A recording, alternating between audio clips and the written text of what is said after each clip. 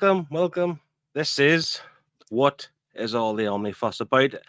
I was about to say it's new home, but this is the original home. We've come home, isn't that right? The OG home, yeah. The OG. We've been on tour, the My channel, other channel, but now we are back. The full length feature of What is All the Omnifuss About? And I am joined by two fellas who hopefully we will help settle that confusion of what is all Omnifuss About. I am joined by Martin. Evening all. And by Scott. Hello. Of course, we are all Comic Airwaves buddies. It feels weird that the three of us are here and Liam isn't. But Liam is a very busy man, you know. And does he even own an omnibus? Does he? He owns a deluxe. Oh, I think that's and that deluxe is the Nice House on the Lake. Yeah. I'm not surprised by that. I'm not. Very Liam. And maybe this show, if he watches it more, gets involved, we'll change that. He'll be buying a Kallax by the end of this year. I guarantee it. He's got one. He's got a Kallax. And he'll have the same problem we have, which is what we're going to discuss tonight. We are going to essentially do like the walk of shame. We've got our numbers, we've done our figures, we know what we own, we know what we've read. And out of the three of us, who's going to be the most embarrassed about their unread pile? Because everyone has one. It just depends on the size. I'm talking about books, nothing else. So, yeah. I'm just going to jump in quickly to the chat before we get stuck into the discussion on what is on the agenda tonight. Fuzzy Dunlop is here. Good evening, gang. And says, yes, Phil, you're like Boyzone when they regrouped. What one am I? What one's the handsome one? Boyzone? I forget Boyzone. No, who's in Boyzone?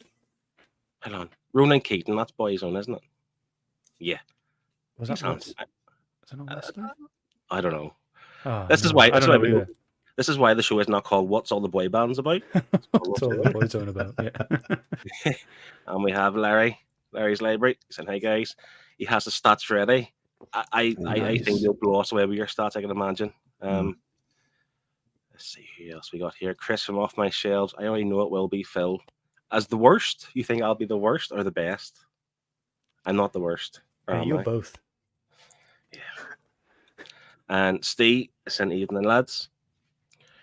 Good evening, Steve. On the agenda tonight, like I say, we will be and we have pie charts, by the way. Scott has created pie charts for us. I'm a stats nerd through and through. I love a good. Gives me time to shine. So I've got a book that I've read recently. We might have some hauls as well, but we're going to be looking ahead at what's coming out in the month of May. We will also be talking about the Deadpool Wolverine trailer. Depending on time, we might just show the trailer here and talk about it after. And then we got some news coming out of the Boom Studios this past week, which the three of us collect all the Mighty Morphin Power Rangers books, so we'll get under that discussion. No, do you not, Scott? No, I have no idea what you're talking about. Yeah, Power Rangers are for nerds, so I don't know what you're talking about. Yeah, kind of nerds collect Power Rangers. So yeah, we hadn't really discussed the kind of agenda from start to finish. Should we just get into the stats? Should we start with an easy, anything we've hauled or read? What do you guys want to do? Quite relaxed this show. This is this part of Comic Airwaves. Because I'm what's the front runner of this? It's going to be the least produced show on this channel. There's me with Comic Airwaves Live, and it's the most scripted, overproduced thing I can do with all the time that I have. And then there's this. And then there's this. But this isn't bad. This is very chill. This is very relaxed, and we just go with it. We've got our plan, and we just do it. The way I see it is Comic Airwaves is the flagship show that deserves to be up on its own, you know.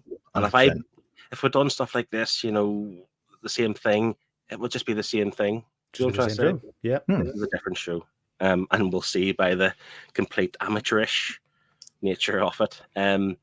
You'll see our new logo, which is on the top right hand side. Again, produced by Scott. Thank you very much, Scott. And you'll see it features myself and Martin. We will predominantly be the kind of ones headlining this show. Scott is here because he just wants to get involved and talk comics and chat. Yeah. So yeah, it'll always be Phil and Martin. Yeah. But Scott will dive in and out, I'm sure, if and when when I fancy it, yeah. And then anyone else can jump in as well, and that's the whole that's the beauty of it. Well, that's the aim, because the show, like I said before, we've had Chris, we've had Rich from Comic versus the World, we've had Pete, had Connie, Highland G. So yeah, I wanted to get this first one just with us guys, and then going forward, invite more guys in, and again, hopefully, we provide some good entertainment for you. We will. I can show you a blown up version of the logo if you want. Yeah, do it. It looks nice. Nice. There we go. But you know, I didn't really notice this. Well, obviously Kevin, who's our resident artist within the channel, he drew those kind of miniature versions of our us. And why am I so angry? Like, everyone else is really super chilled and happy, but there's me ripping up Kingdom Come. Like, I get the joke, but I look so angry in it. Well, you're Venom as well, isn't it? So you're not supposed to be happy. This is true. This is true. So Larry has given his stats in the chat. We will keep them here for whenever we do our stats. If anyone else happens to have theirs and you've done your count, just let us know. Or even if you just know, or you're so confident that it's 100%, just say 100% books read. But sure. And then we'll call you a liar, because that will never happen. One's 100%. You know what? Let's just get into the numbers, shall we? Let's just get into it. This is Go ahead, mate. Pull the band-aid off. Yeah, it's the shame that it's the tail between the legs. We're going to have to do it. Maybe we'll feel better. Maybe it's like a counselling session. You know, we could, like therapy. We can talk it out amongst each other and help one another.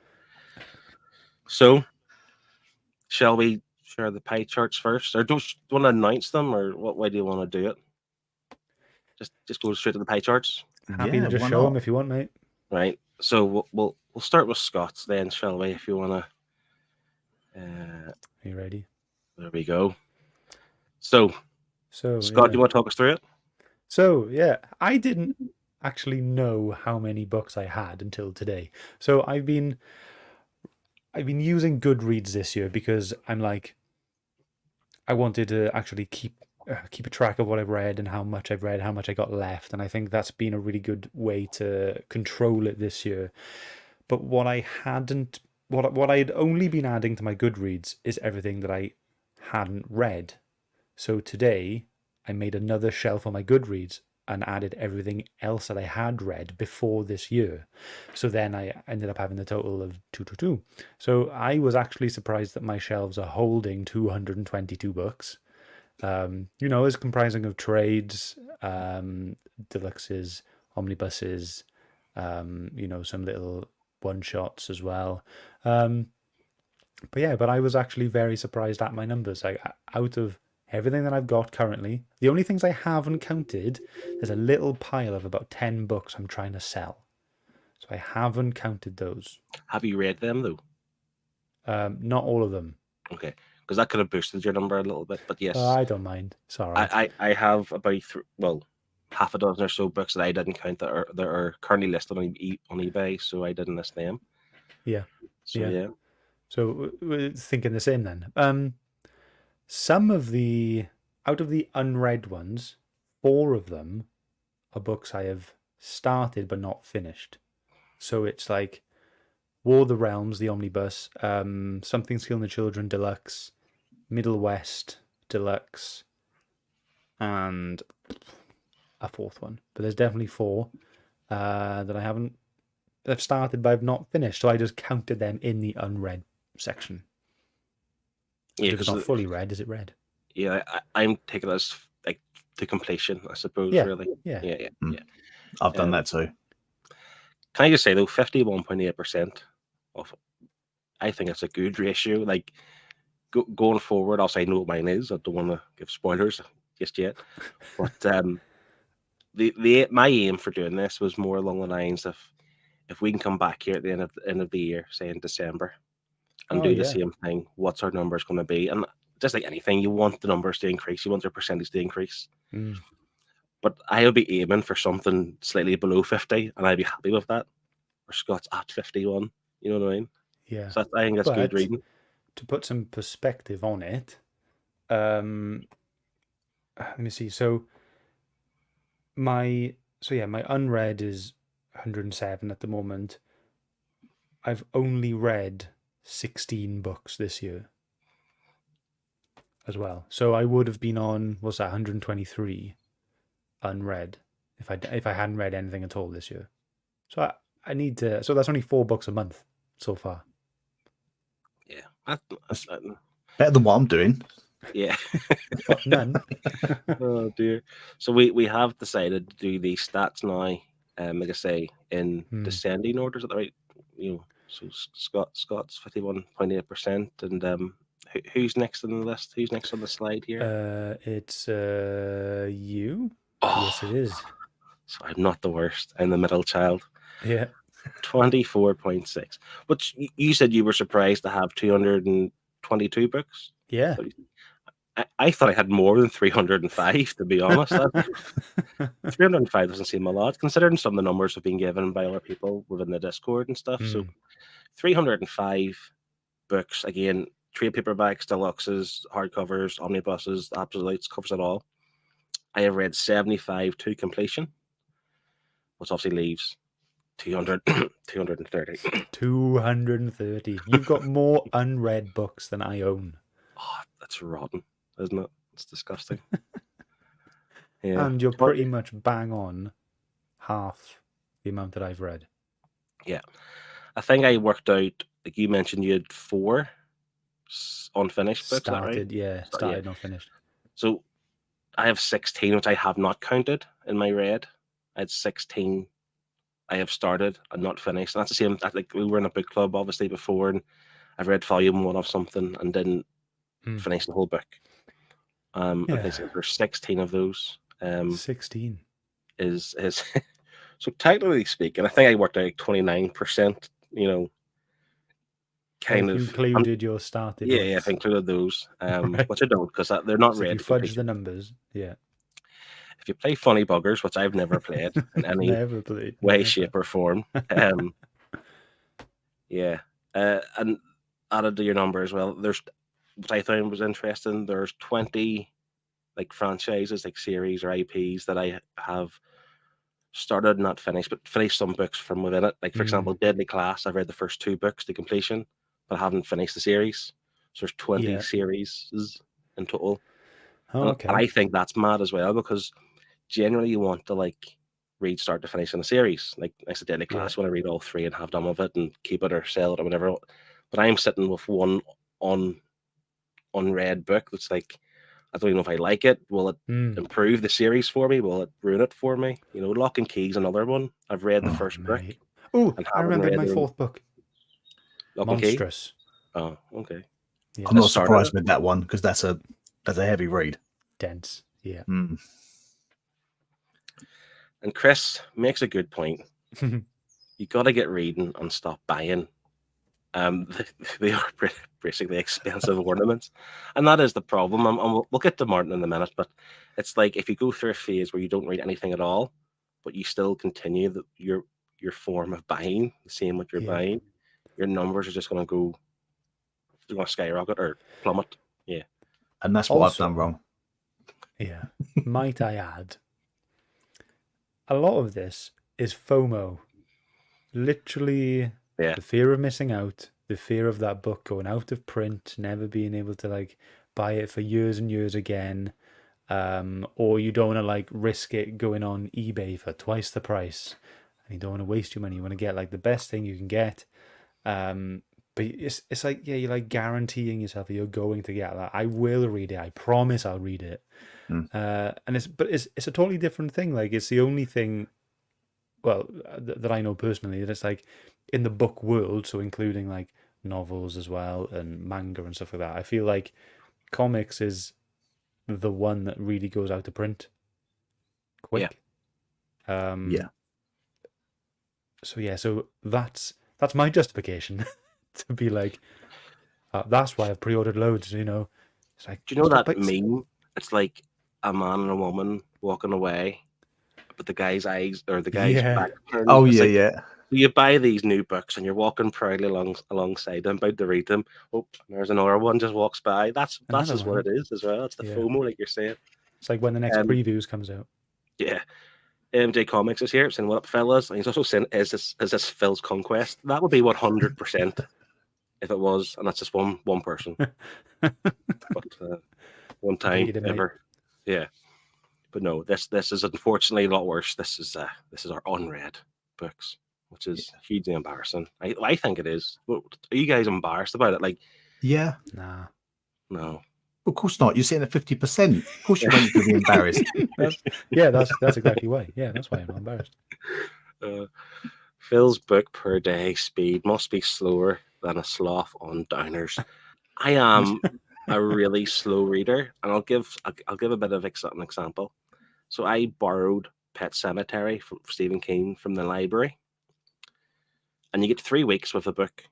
I renewed it twice before I No finished way. it. That's like No 9 way. weeks on a Well, book. you've just and it's- given and up. Stephen Just King's took easy it to back. read. Yeah, but I was determined to finish it. I had to get it done. Which was, listen, it's not because it wasn't good. I am just notoriously a slow reader. I might get, I don't know, 3-4 pages or whatever a night if I'm lucky, and that could be one night a week. It is as it is. But I've found a way to kind of boost my own reading currently, and that is to go back to trade paperbacks for a while, get a few short stories, a few like single volumes out of the way, get those numbers up. So that's my immediate aim, certainly. But as we said, I was not. I was the middle child. Hmm. It gets worse. Does it get Martin, worse? It does get worse. No. take it away. Here we go. My collection is built up of everything. So I've took into account all my absolutes, standard hardcovers, deluxes, omnis, trade paperbacks, manga, everything. I think I've even got some duplicates in this where I've upgraded to omnibuses and stuff like that. But I've just took everything into account just to give myself a reality check to sort of think, right, you've got to start reading. And yeah, I've got to start reading more. Did you say you included manga in this as well? And like, Yeah. I didn't include like my novels. I didn't. Included my manga. That's okay. It's still right. comics. What's it bring you down to like total 104 books? You know, you didn't have your manga. But my problem is, I think I've read more. Most of my read numbers are trades, like and short stories. Because they're quick burn through, so I've read quite a lot of those. Every omnibus I've started, I've not actually finished because I've just gone on to something else. So I've not counted them as complete, which is That would drive me destroying because there's loads that I've started and not finished. So I just need to, sort it out, basically.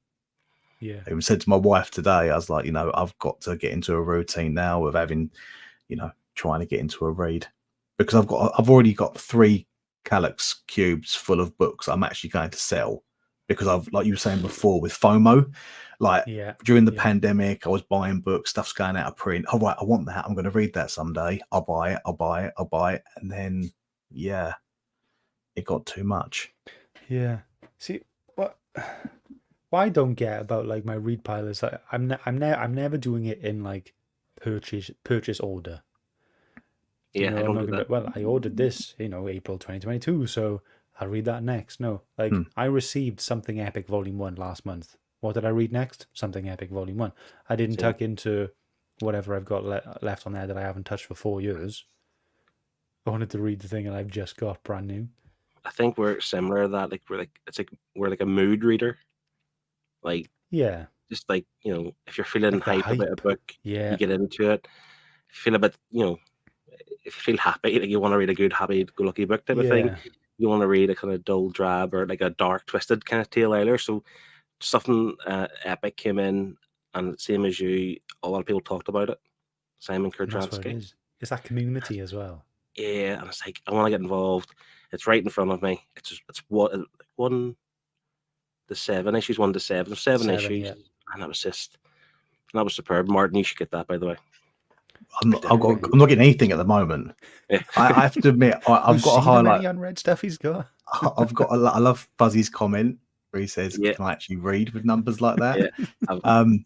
My biggest problem is since I started my new job in October, my reading time has gone down to next to nothing, and I've had a massive purge with trade paperbacks recently because I've been getting DC trades for like £5 a pop from places online, just to try and wrap up some collections of things that are not going into Omni, or probably haven't got a chance. So I've been building books cheaply, and it's racked my numbers up so much, which has thrown me out as well, which has made me look worse than what I would be. But That's funny. yeah. Yeah, like whenever we say things like being shamed into these numbers, well, obviously everyone knows we have real lives. Unless you're Chris, who doesn't have a life and just Or reads me, all the time. apparently. Yeah, or Scott in particular. But it's like we're not really shamed. Because like I say, Martin did. We know Martin started a new job, and we were kind of texting back and forth quite a lot. And like, what did you read this week? It's like nothing. Oh really? Hope work frees up for you type of thing. And I just didn't. And the ironic thing is, like, so we were part of the Nerd Herd Comic Book Club, and we were reading books every week, which people could say, well, that's good, but you weren't reading your own stuff. And it dragged on a little bit in terms of like I was reading stuff that I didn't enjoy, so I want to focus on what I enjoyed. See, once that ended in September, I barely read anything, and I had no real excuses. I felt like burnt out or something. Like I just didn't really want to kind of dive into anything new. And like I say, it's now been 7 months. And this is the therapy session that I need to kind of kickstart this again and get back into it. So, same for me. Exactly. Haven't you also told me that you fall asleep when you read like 2 pages? Yeah. But again, it's like, so I have a chair here behind me in my shed, like a nice comfy armchair, the footrest, right? I could sit there and read. I don't. I could sit at my kitchen table and read. I don't. I always I'll get into bed and read 2 pages and then head in the pillow. I am out cold. That's I'm getting old. And just to add to this, I found actual grey hairs yesterday. No. Like I've got grey hairs in my beard. Yeah. But I never had any grey hairs on my head before. And my wife goes to me, "What's that?" It's like, what? She literally pulled out of my hair, and it was bright white. I was disgusted. No, mate, it's just really blonde. It's not grey. It's just really, really blonde. No. So basically, what I'm trying to say, I'm getting older. I'm getting tireder. I'm more sore. So whenever I put the head in the pillow, I do tend to just drift off and fall asleep. And that's one of the reasons why my reading's so poor. But I need to get back into it. We're into the summer months now, longer days essentially, isn't it? Really. See, I'm a bit of an avid gamer. I've gone from doing like 7 nights a week gaming, and I've condensed that down to 2 because I want to make time for more reading. Because you can't do everything. As much as I love my gaming, you can't do all this reading and all the gaming. So I've got to strike a balance. It's just phases, isn't it? Yeah, it's just phases. But what I was going to ask you guys, I don't think it's relevant, but I'm going to ask anyway, in terms of, is it because the quality of comic books aren't as good? Because I say I don't think it's relevant because we're obviously reading stuff from 10, 15, 20 years ago. But I was reading something recently, and they're talking about the sales of single issues declining again, and they're always up and down. Comics are always up and down. They go through phases as well. I was wondering, does that play a part? I don't think it does, but for you guys, do you see that? Like in terms of you're reading the previews, do you see stuff that you're not interested in, or? From a lot of stuff that I look at online, I just sometimes watch YouTube channels that just cover news and bits and pieces. So it's sort of, take what you want out of it. But I think the big 2 aren't really putting a lot of quality out from what I'm hearing. I don't read a lot of it. If I'm being honest, the most recent thing I've been reading is Transformers. So that's, that's Image. So I'm not even touching that much DC. I'm picking up trades of DC stuff to stay up to date. But yeah, there's not really a lot of big stuff coming from there. Which could actually be a bit of a downfall for you going forward, Martin, because I know that you're getting excited about some DC stuff coming out, and the DC Omnibus Deluxe Edition game hasn't been really great the past 2 years, but now they're getting more and more out. That means you're going to want more and more. Your numbers are going, you I've already very soon. This is what I've already made the call. Like most in my sell pile is Marvel. I did a lot of FOMO with Marvel. I bought a lot of stuff that I really shouldn't have. I'm trying to sort of select characters and runs that I enjoy. So I'm going to sort of have a purge, have a read. If it's good, keep. If I'm going to not like it at all, sell it straight out. So this is one other reason why I want to get into the reading. But I'm trying. I limit what I buy now. My changing habits now compared to what it was years ago have massively changed. Except for DC. DC, I just tend to buy everything. I can't help it. I've got a problem. Just on this too, I've got a note to say just regarding the DC stuff. I mean, near mint condition, every year they do the Marvel reprint poll. They've done one recently for DC books, which I've never known them to do, but I think it was the first year they've done this. And I think so, yeah. You voted, Martin, I'm assuming. Scott, I've voted.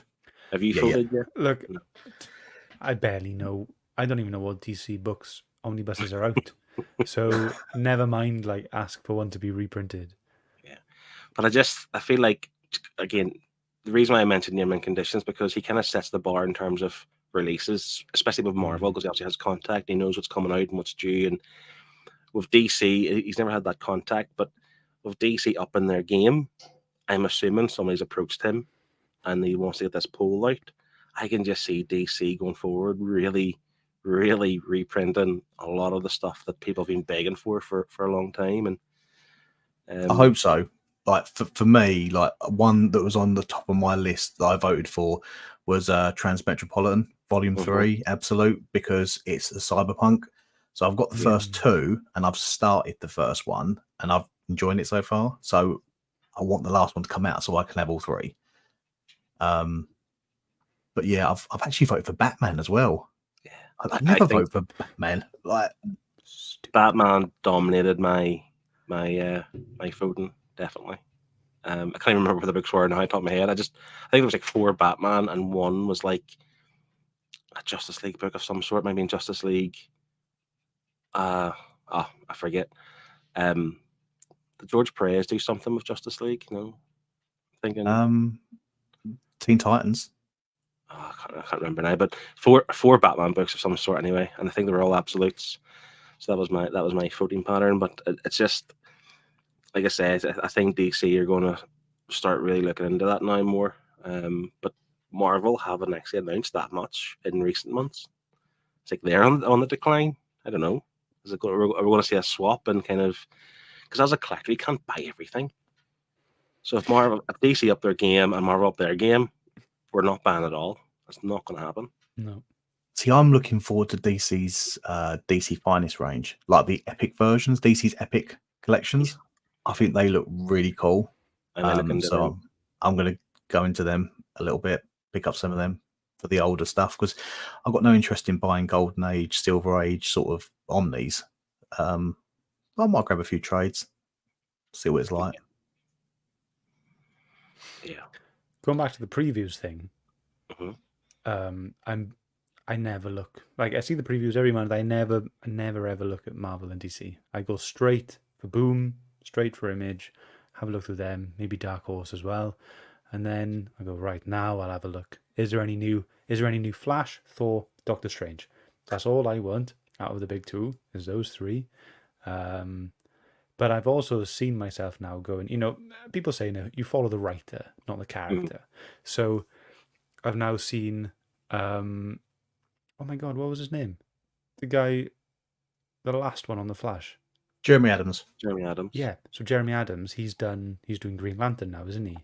Yes, he is. So I'm now thinking, should I pick that up because of how much I enjoyed his very limited, unfortunately, Flash run. He's also wrote the Jay Garrick run as well recently. I know, yeah. I'll be picking that up for definite. But yeah, so I always go for the big 3 in terms of indie, and then, all right, I'll have a look. I'll have a look at Marvel, DC, see what's there. Because for me, it's all about where do you want to spend your money, and I like the indie stuff more, so I'd like to prioritize them, right, and then see what I got left. Yeah. See, I've go DC mainly, and then I used to go straight to Marvel, but now I'm going to Image, Boom. They're the ones I'm checking out next, and then I check out Marvel at the end. See, obviously, I do look at indie stuff, but do you know what I've had a real pet peeve about recently? I don't know if pet peeve is the right phrase, but so everyone knows Axman. It's too big. You could follow the X-Men books. You have X Force, you have Marauders, you have Hellions, you have all these different books that all kind of relate to X-Men, and it just becomes too big for what it is. So I collect Radiant Black, for example, in single issues. That's part of the massive verse. You have like Rogue Sun, Dead Lucky, No One. There's about 10 books in Radiant total, Pink, probably. Yeah, Radiant Red.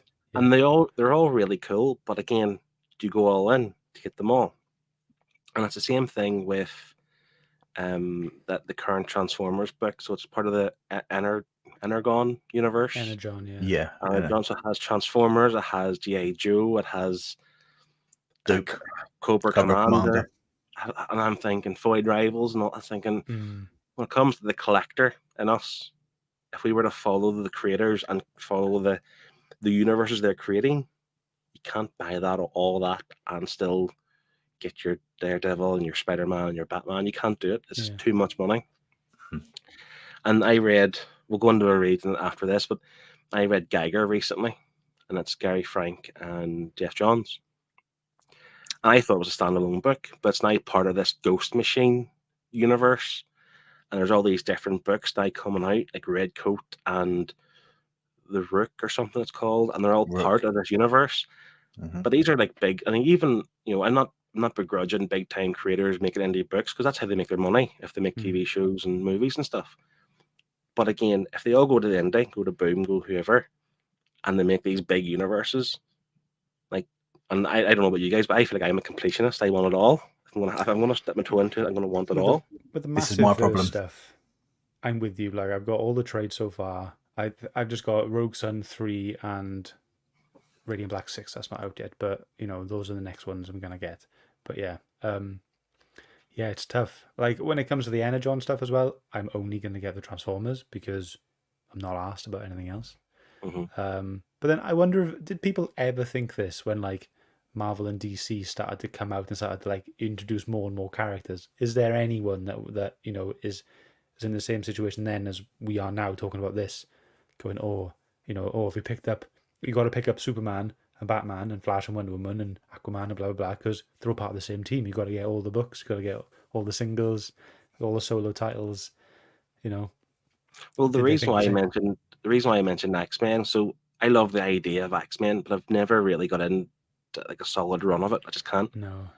And I tried with the new or the latest Krakoan era, and I read the Powers of X, House of X book. Thought it was great, and then I jumped on X-Men. So I'll buy the single issues, and I like Wolverine, so I was getting Wolverine. And issue number 1, really solid issue, really good. Issue number 2, Professor X was dead. I'm thinking where did he die? He died in X-Force number 1. I was like, for goodness sake. So then I had to buy X-Force number 1. And then all of a sudden, all the teams kind of splinter off and do different things. I'm just like, right, I can't do it. It's too much. So I think what you're saying is right in terms of like all the other characters. They have to have a cutoff point. Because even like, if I read Daredevil and like say Spider-Man comes in for one issue, like in the Spider-Man book, he's pretty busy. He doesn't have time to go and help Daredevil. Do you know what I mean? It's like, the odd cameo, by all means, you can accept it, but when it becomes too big, where do you really draw the line with it? And that the massive first stuff, I know Comics versus the World, he's big in that as well. He's told me before that you don't actually have to read the other stuff, really. I think there is events that's occurred. Yeah, the annuals. Yeah. But you don't. The Massive First annuals come out every year, but you don't actually have to read every book within the Massive First. But I feel like I want to at the same time, in case you do miss something. That's what I get. Like, the completionist in me gets the better of me. I just know that when a book comes out and you think, oh, well, the sequel's come out now, the omnibus, this carries on from that book. So if I buy that one, I can go straight into that book. But I've got to get it now, because if it goes out of print, I might have to wait 3 years to get it. So, I'll get it now, and then if you just saw me counting, then I was just counting all the Massive Verse books I do have. So I've got 10 so far, and I've read 3. But that's the thing. It's like, I'm slightly invested in this. So I'm going to keep buying them because I don't want to lose the chance to get them.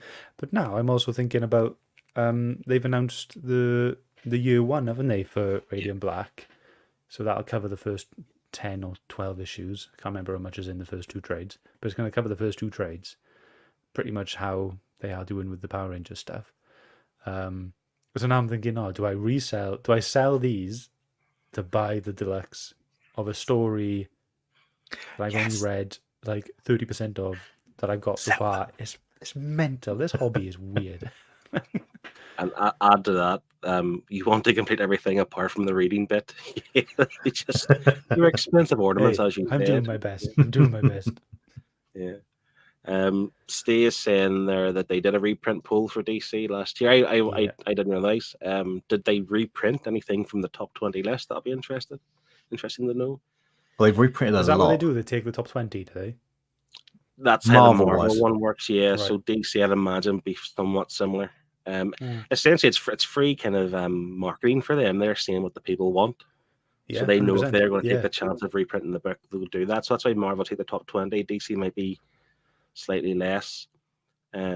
Steve also said he misses the book club. It forced him, made him read his books. And to be fair, Steve picked the Poison Ivy book, if I remember. I've stopped myself from buying those trades because I'm really hoping for a deluxe or an omnibus or something. Well, it's still going. The series is still going. So I'm just going to buy the trades. The trades out this month for the actual paperback trade, as in May. Yeah. It was a good book.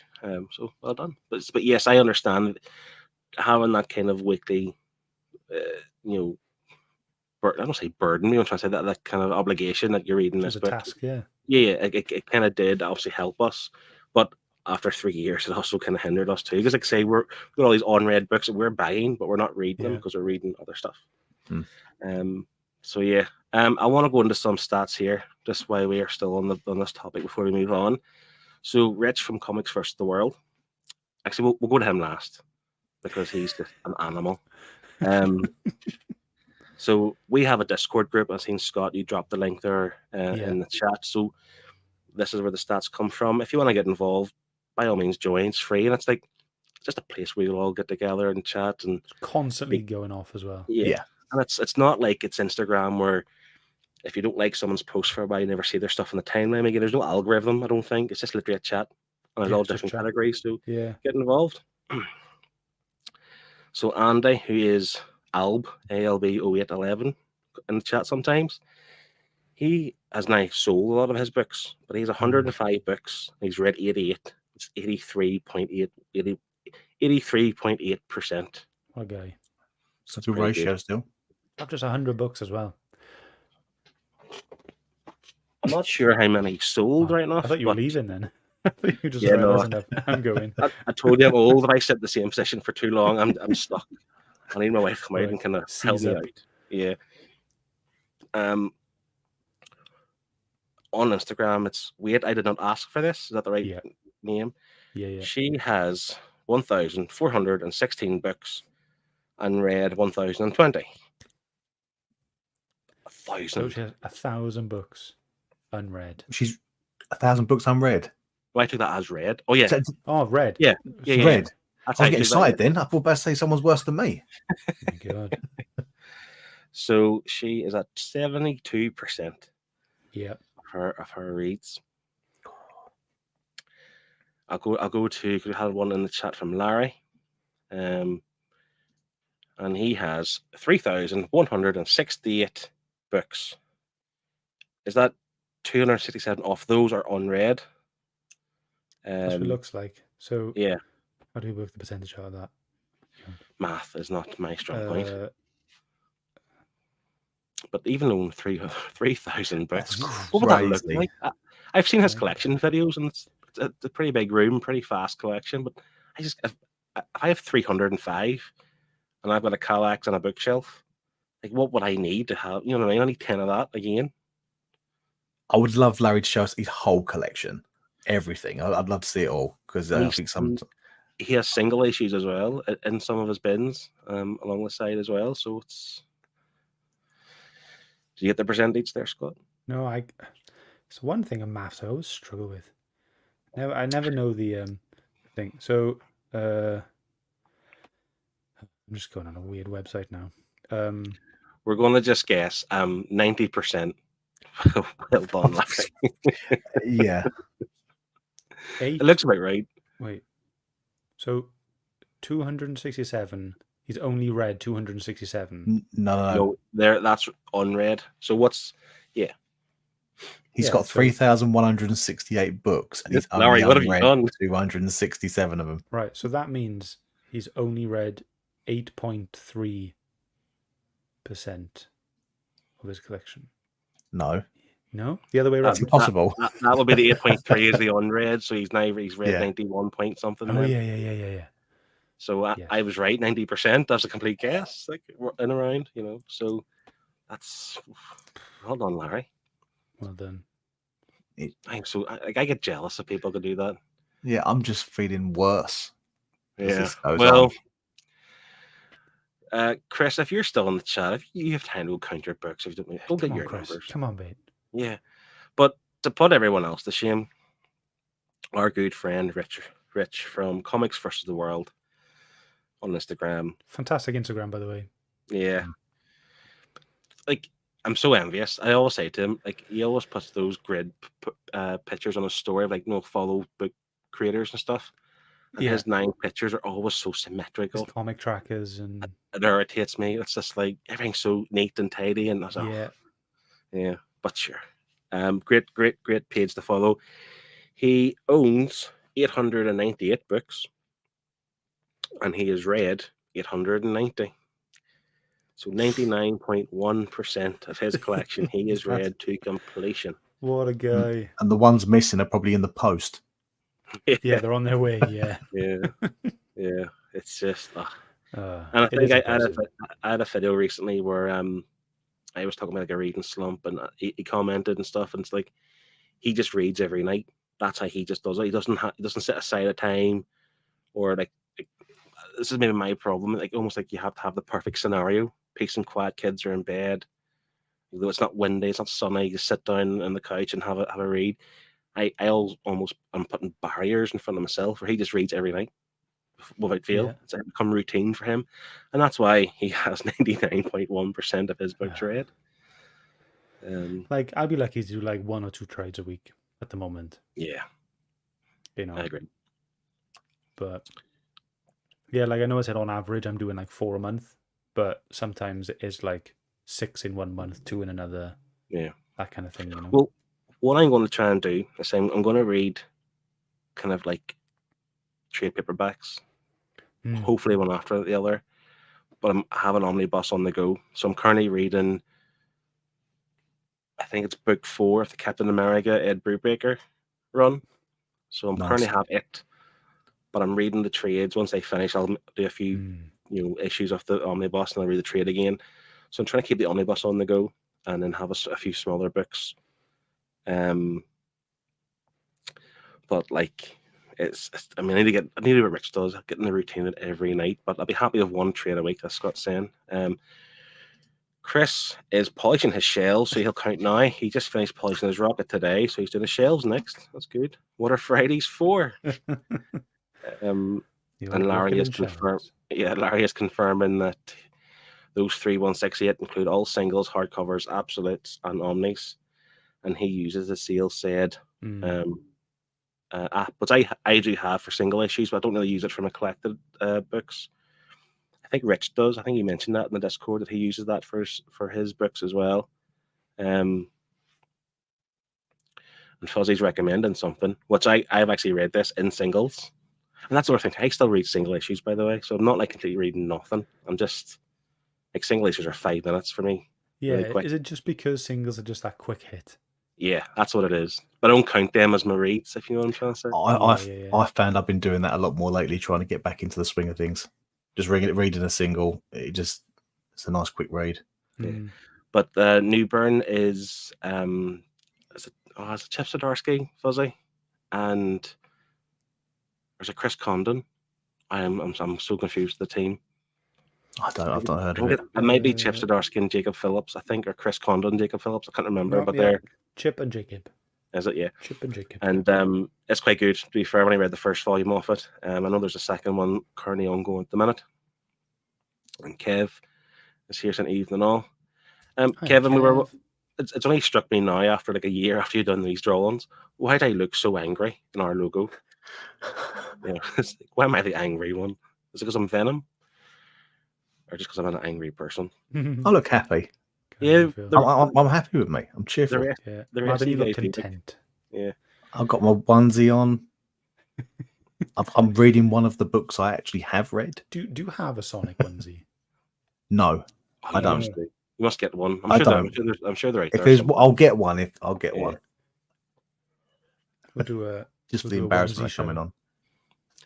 And Fuzzy is confirming that Jacob Phillips and Yeah. Chip Zdarsky's on it as well. Yeah, just as you said, Scott. Can I just say, like, Jacob Phillips is obviously Sean Phillips' son, but I was reading the Texas.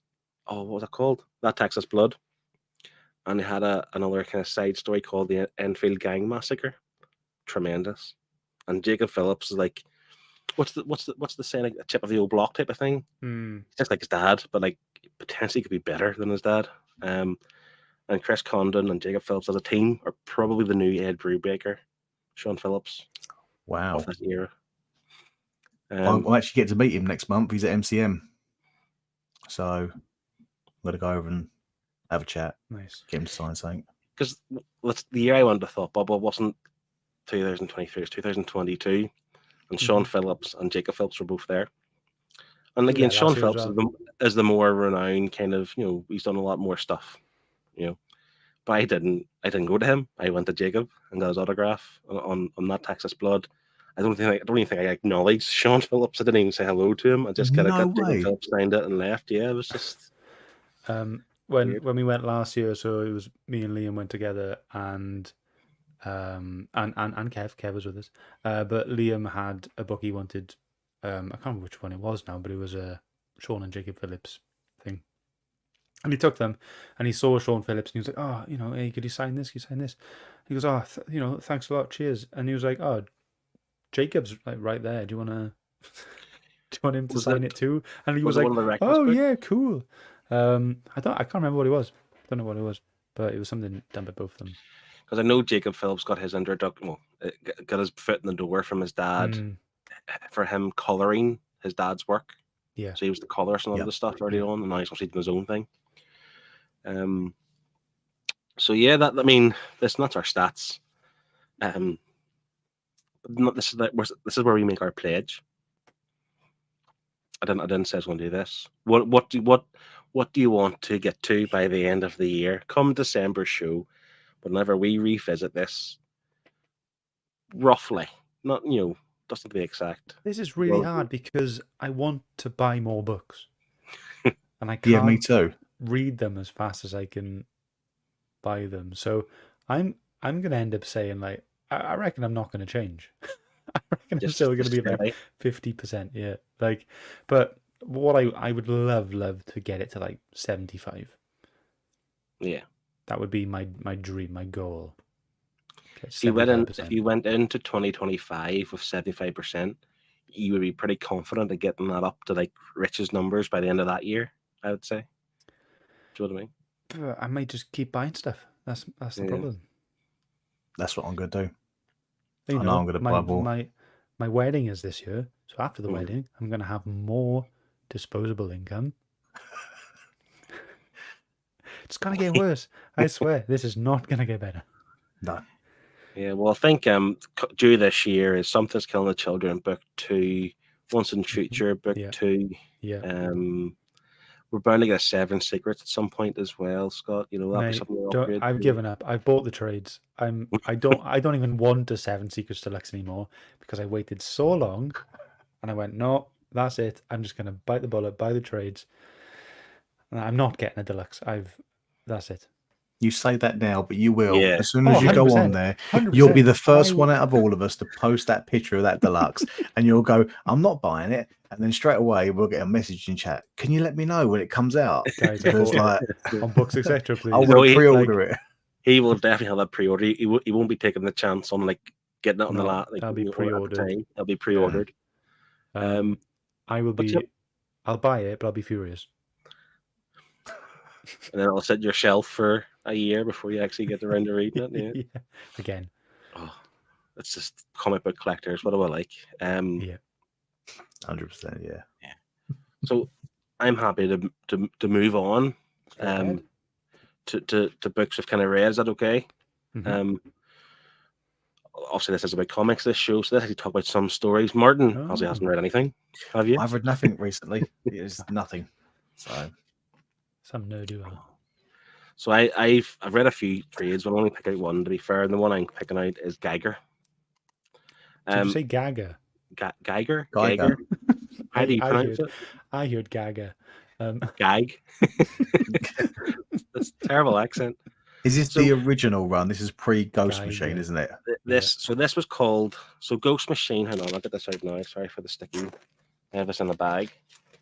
So it's called Ghost Machine now, but it used to be called something different.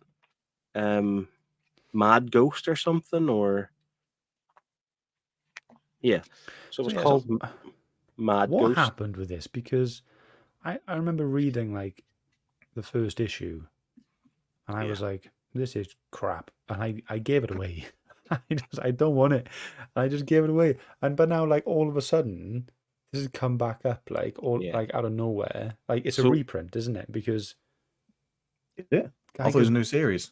No, Geiger has been a thing for like 2 years. Like no, I know, but is the new Ghost Machine stuff? Is that new? Is that new stuff, or is it just the same cover? I think it's the same. Oh, I don't. Oh, hang on. Maybe it is.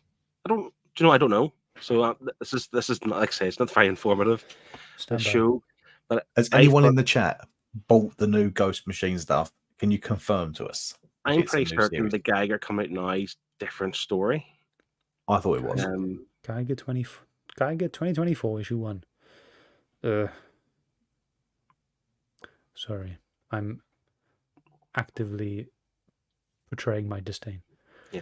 So just on the chat there, Fuzzy Dunlap has said he picked up Geiger as part of his winning credit from Sci-Fi. So Fuzzy was our winner for a £30 gift credit from the previous Comic Airwaves show, and he purchased Geiger.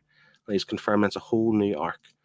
And this is the thing. So my understanding was this came out during the pandemic, like not 2020, but not long into it. So maybe that's where the kind of mad ghost machine thing kind of paused for a while. And now they're starting to get back up and running, because I bought this trade. I'm talking about banned books and even on your shelf for a long time. I bought this trade for £5 on Amazon 2 years ago. I've only just read it. Like I say, it was called Mad Ghost back then, but they've obviously, it says there's red coat at the back saying coming 2022.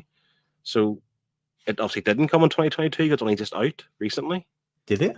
Or is it another one that's a new series? Issue 1, the original issue 1 came out April 2021. Yeah. And there's Junkyard Joe. But Scott, this is not crap. Honestly. I believe you. I believe you. Yeah. No. Because I was the same thing. I think I grabbed it because it was cheap, but I didn't have any appetite to read it until recently with all this new stuff coming out. And this is actually so good. Jeff Johns and Gary Frank, they done Doomsday Clock, and they annoyed me immensely because they kept delaying the book. And Doomsday Clock was a mess by the end of it. But Gary Frank's art is fabulous. I think he done Supergirl, didn't he, at some point? I think as well, Gary Frank. Asking. I think we read it as part of the book club. Supergirl or Wonder Woman or Superwoman or something like that. Well, that's not narrowing it down at all. Yeah, no, sorry. But the artwork in this is superb. But what this is like and after nuclear war, Tarek Geiger is the name of the character who survives it, essentially. The nuclear fallout, but he becomes the glowing man. So he's like a nuclear man, you know. Joe Glow. Yeah.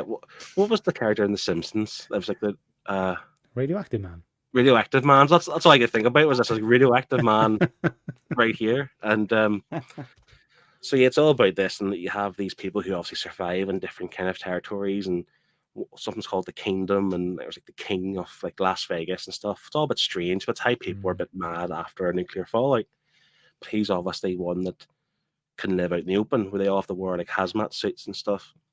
And he kind of encounters these two young people whose mom's just been killed for reasons I'm not going to, no spoilers. But like it's lovely. It's a lovely story the way he kind of interacts with these two youngsters. and how he's been around here for 50 years, whatever it was, on his own, in the wilderness of Las Vegas with nobody. But there's all these kind of stories and myths about the glowing man and what he really does. And I thought it was tremendous. And now that I have read it, and I complained about the whole universe thing earlier on, it makes me want to have the rest of the stuff. I now want Fuzzy's confirming it. So you got Gagger, you got Rook, Exodus, and Red Coat. I said got New York, so they also had a previous arc then. Junkyard Joe definitely had a mini series of some sort. And it makes me want to grab them all because I thought it was superb, especially if it's the same, probably not the same creators for all the books, but if it is, I'm on board because the art's superb. So you're back into buying into another universe. Yeah, the Ghost Machine universe. Ghost Machine universe. It's hard not to do, isn't it? It's tough, Bloody FOMO. It's all the FOMO. Chris has worked out his books. 558 overall, 125 not read. Give That's me still a percentage. Chris, we struggled with this already. No, I've got it. Oh yeah, go. Yeah, it's 22.4. On not red. Aye, so he's read 77%. Yeah. Yeah. 77.6% he's read. So that just proves most of his books have been off his shelves. Oh, nice. How you did. Mm. Yeah, you did there. And does that include your manga? Because the reason why I say, because manga can go to like 30 volumes, can't it? It can go. Yeah. I think is it One Piece or something, or what's the worst? Is it Dragons? Demon Slayer has like the One Piece is most the most. books. Yeah, that's another series I want to get into. I've got the box set of Demon Slayer. Did you that box set? Did you count that as one, or 30, or whatever it is, 30 odd? In your Probably numbers? count it as one. Oh no, mate! I'll have to check. Flashpoint box set, and I counted all the individual books in there. I'll have to check. So numbers now, mate. Martin's was like 15%. That's like 11. Oh, it's so bad. Yeah, Fuzzy's confirmed that Jeff Johns is doing all three. That is it, Gary Frank. But yeah, Geiger something I'd recommend. At least check it out if you can pick it up cheap. Which I think the trade does go fairly cheap. To be fair, the art's superb. The story's really, it's simple but compelling at the same time. So yeah, Geiger, I recommend it. Chris is confirming. Well done, Martin. That includes manga and any comic stuff. Box sets, I counted how many are in there. Yeah, cheater. Yeah, Martin.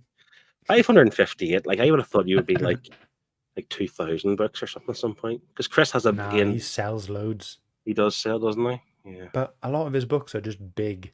Like, yeah, if I had deluxe versions or omnibus versions of something, then that's one book rather than the new Flash omnibus has come out now that covers 5 trades, 5 of the Flash trades, so that's 5 versus 1, and it's like, really what we should have done, we should have gone through every single book and gone, this book has this many issues. We'll do pages next. We'll just do pages. Jesus Christ. How many pages have you read? Pages. Panels. How many panels do you have to read? But then you have to read the book to count the panels. Yeah.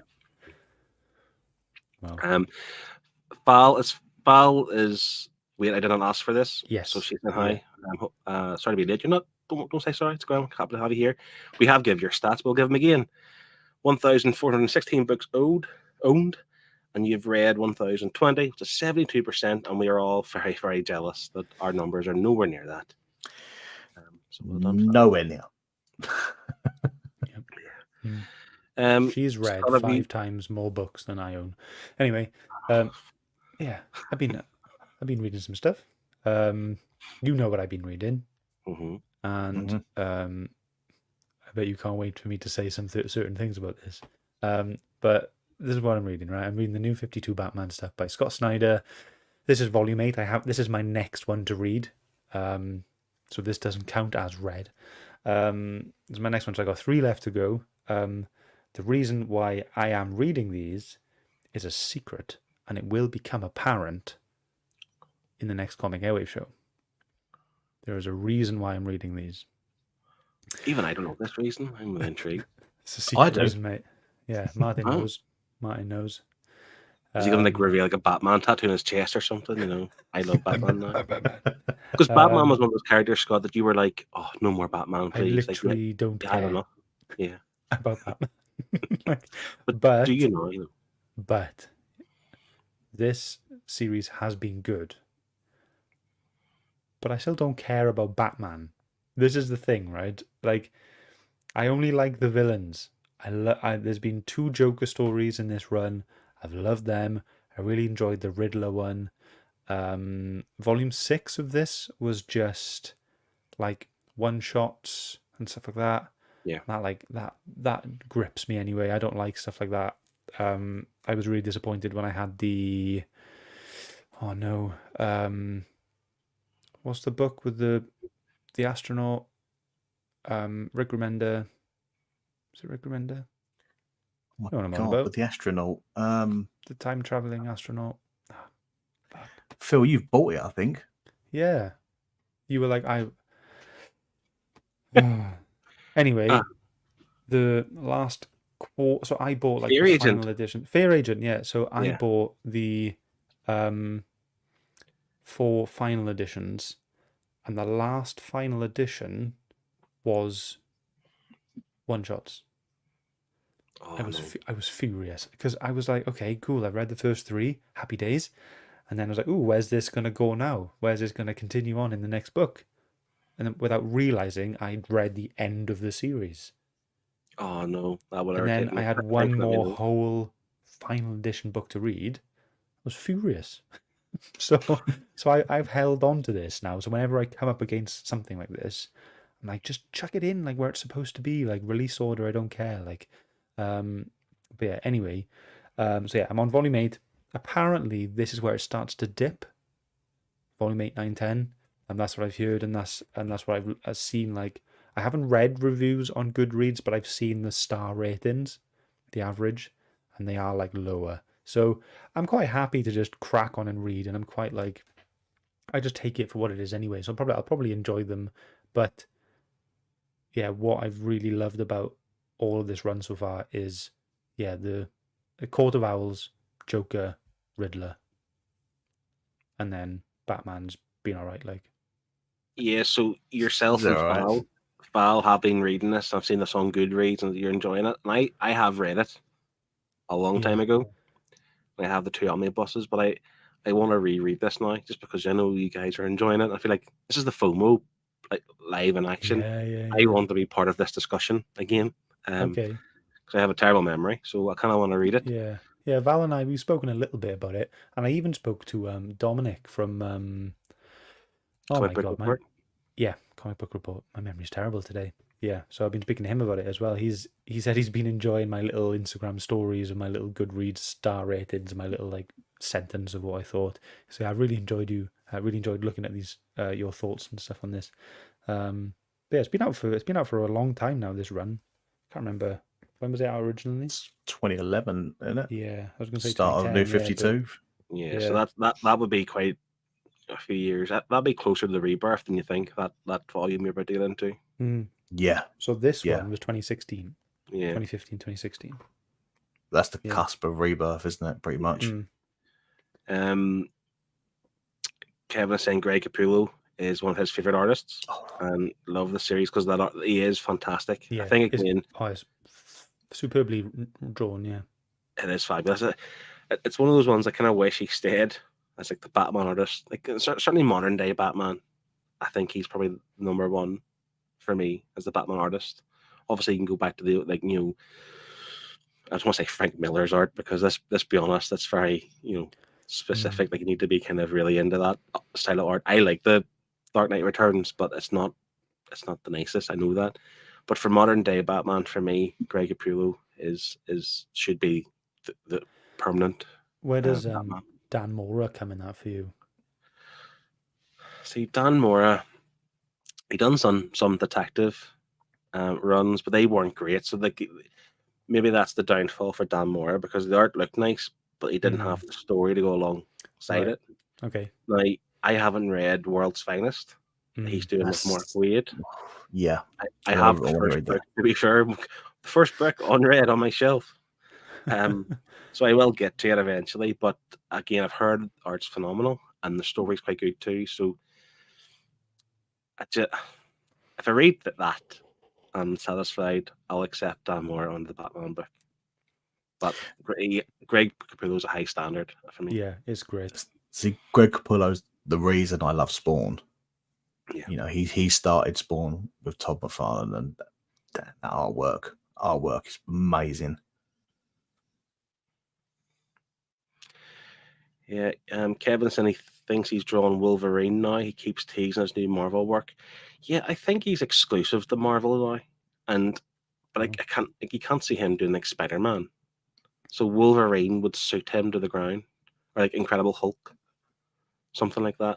A bit kind of darker. I've seen some of his Wolverine. I know he's done a few Hulk covers. I know that. But I didn't realize he was on Wolverine like constantly. I thought maybe it's been a fill-in artist or like a special guest type of thing. But if he's on it permanently, that's one to look out for. There is rumors he may be coming back to DC. I've heard Snyder might be coming back as well. Because I've heard with the new Comic Book Day book, DC Absolute Power, it's called. It's going to kick off DC's Ultimate Style universe. And apparently Snyder is rumored to be at the head of it. Yeah, I've heard that. Nice. And if he is, he'll want Greg Capullo, but I suppose it depends. If he is exclusive to Marvel, then he can't really do it, if you know what I mean. But Kevin says he's not sure, he's just teasing it. So maybe he's not exclusive just yet. Val is saying, reading that 8th volume after Endgame is like eating loads of crap after a delicious steak. So Scott, you have a lot to look forward to. Yeah. When this. Just onto the stats here as well. Chris is saying the mad thing is he's sold over 30 books or more since January and bought others. Now he has 558, which is the exact amount he had in December. So he's even Steven. Awesome. And I've been watching his videos. He's now in his videos as he's utilizing Goodreads as a tool, which is good. Which I should do this. And he actually has all his books entered and he's going through them type of thing. So his videos are quite good that way. And he's what's the phrase he uses? Like destroying his TBR pile or something it's called, or that's what his videos are about. Yeah. So we can take inspiration from that, certainly. 100%. Just get him on one day. Sorry? Just get him on one day. Yeah, I want to. I've reached out to some of the folks who have been. Well, I was talking to Highland G fairly recently. I said to him about it that if they've been in the show before, it'd be good to have them on again. Because I like the idea of having like rotating people, so you can kind of have different types of banter. I know Chris obviously loves manga. He loves Mike Mignola and Hellboy. So you're getting the Hellboy. There's another universe, the Hellboy universe. So there's more books now part of the Hellboy. Mignolaverse. Yeah. So, demolishing like a Welsh Hulk. That's what I hunked there for a second. But no, he is a Welsh hunk. There's 2 Welsh hunks. I know. He is. Yeah. Chris and someone else. Liam.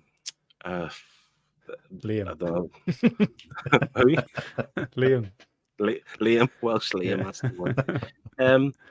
So that's what I've read. So Scott's read. Martin obviously, to his shame. Yeah. Shame. We need the bell. Shame. Yeah. So this week there was some kind of big news, I suppose, because we all I see it in the shelves behind you. I have them on the top of my shelf. It's obviously darkened out. Is the Mighty Morphin Power Rangers, and it's coming to an end with Boom. Are you okay with this? Are you expected to be renewed, or what? What are you expecting after this? Like, is the reboot, or? I'm not. I think this would be the genuine end of Mighty Morphin. But then you have tons of other Power Rangers to dip into for a new series. I think the big rumor is that they're going to do Zeo. Mm-hmm. So I think that'll be next. Well, that's what I've read in comments and stuff on Reddit, and on Facebook as well. People are thinking, but people are going, oh, I hope it's Zeo, and I've seen a lot of those comments over any other series. But then, are we on the verge of a license change? Could that be a thing? So I think Boom are still keeping it. I think Boom still have Power Yeah. Rangers. Because But go ahead. the Twitter post from the woman who's writing what's it called? The Dead Hour or something? Darkest Hour. Darkest Hour, yeah. So she's writing that, and she put a tweet up saying, I was originally brought on for 2 years to finish this run, and then it was like, stay tuned for more news coming up about the Power Rangers in the future from Boom. So I'm hoping it will continue, but I wouldn't. I'm not upset. Like either way, if this is just the end, that's fine because we've had 130 odd issues now for covering the whole series, and so that's a lot, and I can get into that. I can read that. I can enjoy it, and I'd be quite content, I think. But then if they also decide, yeah, we'll do more. We'll do a different Power Ranger team. We'll focus on them. Fine, great, crack on. I'm sure I'll enjoy that all the rest as well. We're looking at collected editions. If this is the end, it does work out. I think that we've got 2 that are solicited to wrap up the Mighty Morphin Power Rangers. Yeah, it's 2 more books. Yeah, and then wouldn't that mean there's 1 more deluxe, which one no doubt will be called Darkest Hour? Darkest Hour. To wrap up the final Mighty Morphin from 100 to wherever it is now, and then get the big one shot at the end. Probably, because they had Recharge as well, didn't they? So they had Mighty Morphin Power Rangers, so we'll have 3 of them, and I think 3 altogether. And I think we'll have Recharge, maybe like a small one because Beyond the Grid is quite small. Yeah, and then Darkest Hour maybe. Could we get another one with any other side series that are out? Well, there's that one. There's one currently called The Return, which is written by Amy Jo Johnson, the Pink Ranger. It's a 4-issue miniseries. Now, it's not. It's not. I'm not sure if it's continuity as such, but it's obviously concerning the main original Rangers. So, would they want to keep all that together? See, I've still got Power Rangers Pink and Draken New Dawn in trade because they're not collected. So, could we get another Chronicles that potentially adds that? Because also we've got the crossovers with Power Rangers and TMNT. The 2 versions of that are still only in trade. Well, I'm hoping they do a 3rd one because they did the Batman TMNT stuff, and that was 3 volumes, and they put that into 1 big book, didn't they? Yes. So I'm hoping they do the same with this, like Power Rangers TMNT.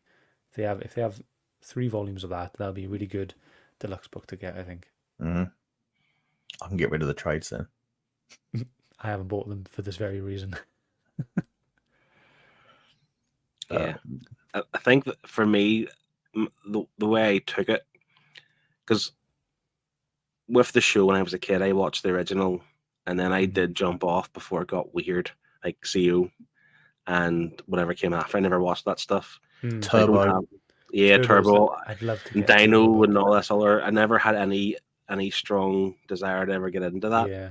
So when it comes to the comic books, if this is the end of the original team, I'm seeing this in a bit of not a gleeful way, but like a relieved. I would not. Yeah, I will stop collecting Power Rangers after this. Will you? Yes. No, I will. I definitely 100%. So if Zeo comes out and we get this nice fancy deluxe edition that goes with the rest of our deluxes, and you go, oh, I did watch a couple of episodes of Zeo, I might get this because I remember the Zeo team. Yeah. I'll get if Zeo comes out, I'll get it. Zeo was the team that had the big black star on their masks, wasn't it? Yeah. Because Tommy was the leader of the team, wasn't he? Was Tommy in it? Tommy was the Red Ranger with the star. He was red. Yes, he was red. Because then also Jason comes back as well, doesn't he? He comes back as the Black Ranger, like the gold or something. The Gold Ranger. I'm talking that I know what I'm talking about, but I just remember seeing things like this. But I definitely stopped watching the show, and it got weird. And I didn't like. Cool. Weren't they aliens as well, or something? Or they're in space or something stupid. Power Rangers in space, yeah. So yeah.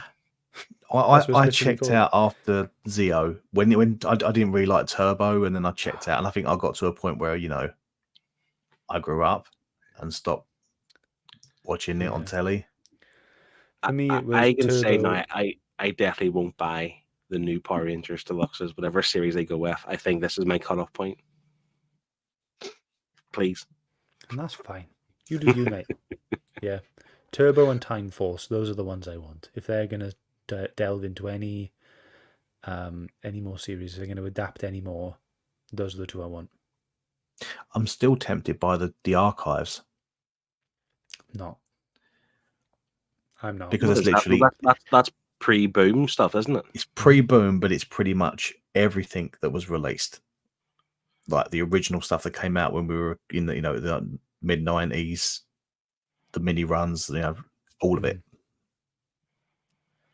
But who's the main kind of who spearheads that, like creator wise? Oh God, I couldn't tell you. There's so many. That's amazing. So for me, many more from Power Rangers was Kyle Higgins kind of kicked it off, wasn't it? Yeah. And I feel like that was his baby for a long time. So much so that he thought, well, I can do more with Radiant Black. Mm-hmm. So Radiant Black actually has Power Rangers vibes too. It's not quite the same, but it has the same vibe. And obviously it's with Boom as well. So I feel like if they're going to reboot this, they need someone of that ilk to kind of spearhead this as well. I don't know if that's your woman. Is it Melissa Flores? Is that the current creator? Is that her name? I want to say yes. That rings a bell. We'll just pretend it is. So if they give it to different people and have different kind of series and different creators, I just think it won't be as strong as what they had with many more from Power Rangers. But again, as Scott mentioned, he wants Time Force and stuff. So it might, if they bring that, I think you're going to pick up regardless who the creator is. I would imagine. At least try it out. Yeah, I mean, yeah. I have no doubt the Darkest Hour will be good. But I've stopped getting the trades because I know they're going to be doing deluxes, so I'm just getting them now. And the good thing is too, because for years we all chased that year one and two, didn't we? Yeah. And I don't have them all because I know the ones I'm missing are still widely available. I know at one point they will fall off, so I really should act now. Yes. But, I think eventually we will all be pretty much up to date with the hardcovers. And Power Rangers is one of those series that I've started not finished. Power Rangers Year One is also one of those books that I've started not finished. I think we read the first volume of it. Yeah, we did. We read. So I've committed to Power Rangers this far when I haven't read like a significant chunk of it. You've read 4 issues.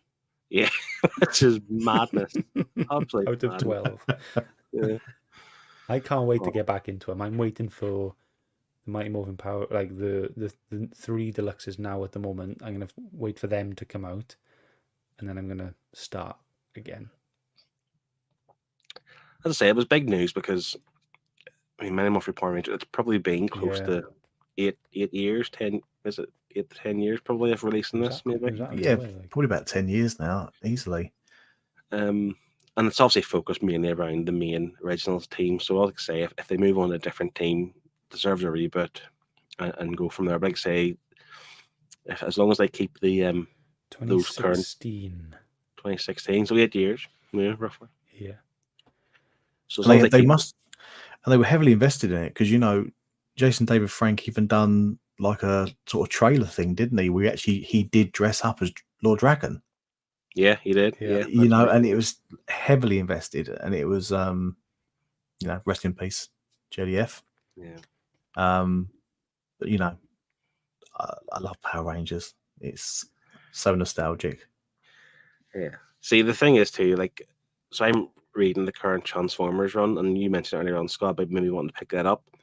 And it's not something I can really recommend based on the nostalgia factor because I don't have that for Transformers. Power Rangers, I do have that nostalgia, and that's why I have committed buying all the books, knowing I will see it to the end at some point. Maybe in my 80s, I can do a show here, and I'll be 100%, including the Power Ranger books. Andy has jumped in.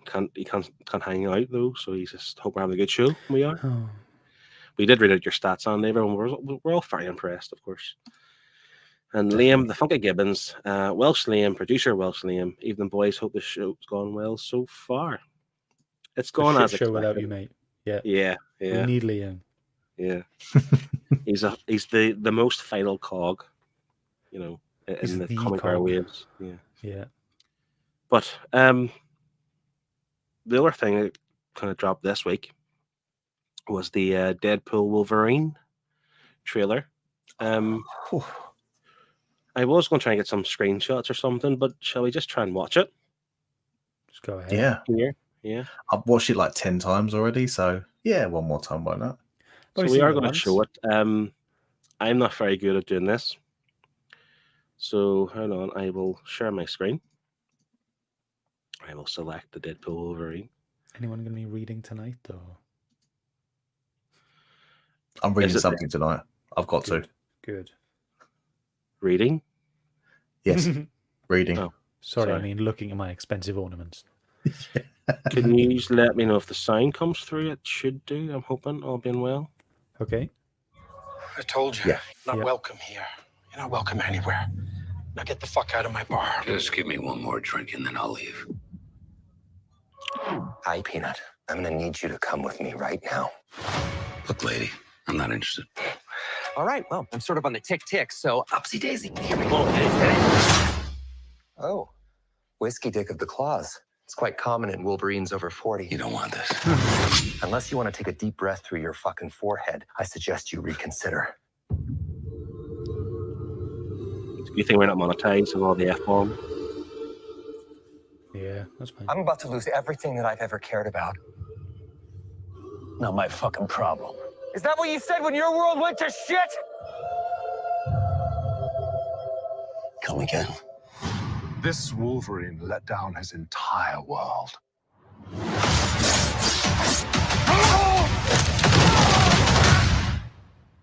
Want to talk about what's haunting you, or should we wait for a third act flashback? Go fuck yourself. Life is a mystery. I don't know anything about saving worlds, but you do. Trust me, kid, I'm no hero. You were an X-Man. You were the X-Man. I am soaking wet right now.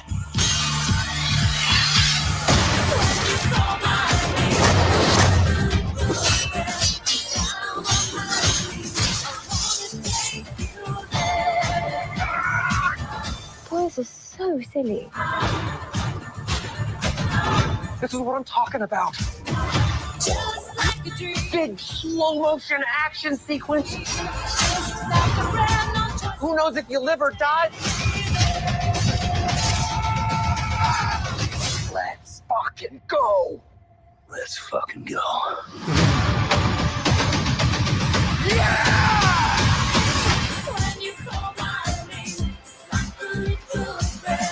Want to do some cocaine? Hey, cocaine is the one thing that Feige said is off limits. What about Bolivian marching They powder? know all the slang terms. They have a list. Even snowboarding? Even disco dust. White girl interrupter? Even force bump. Do you want to build a snowman? Yes. I can't.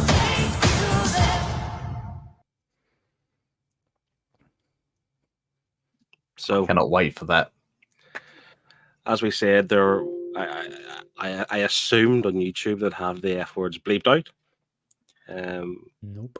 But it's after 9 o'clock, and we're not monetized yet, so therefore I don't think we're going to get hit with that, which is good. Excited, delighted, hyped, pumped. I can't wait. I think everyone's crying for them to be on screen for so many years now. And I know Ryan Reynolds has harassed him for years to come on, and we're finally going to see it. I'm the biggest thing from the trailer that I'm dying to know is what version of Wolverine is in this, because obviously they make the point, the TVA make a point of saying this Wolverine, let his world go to shit.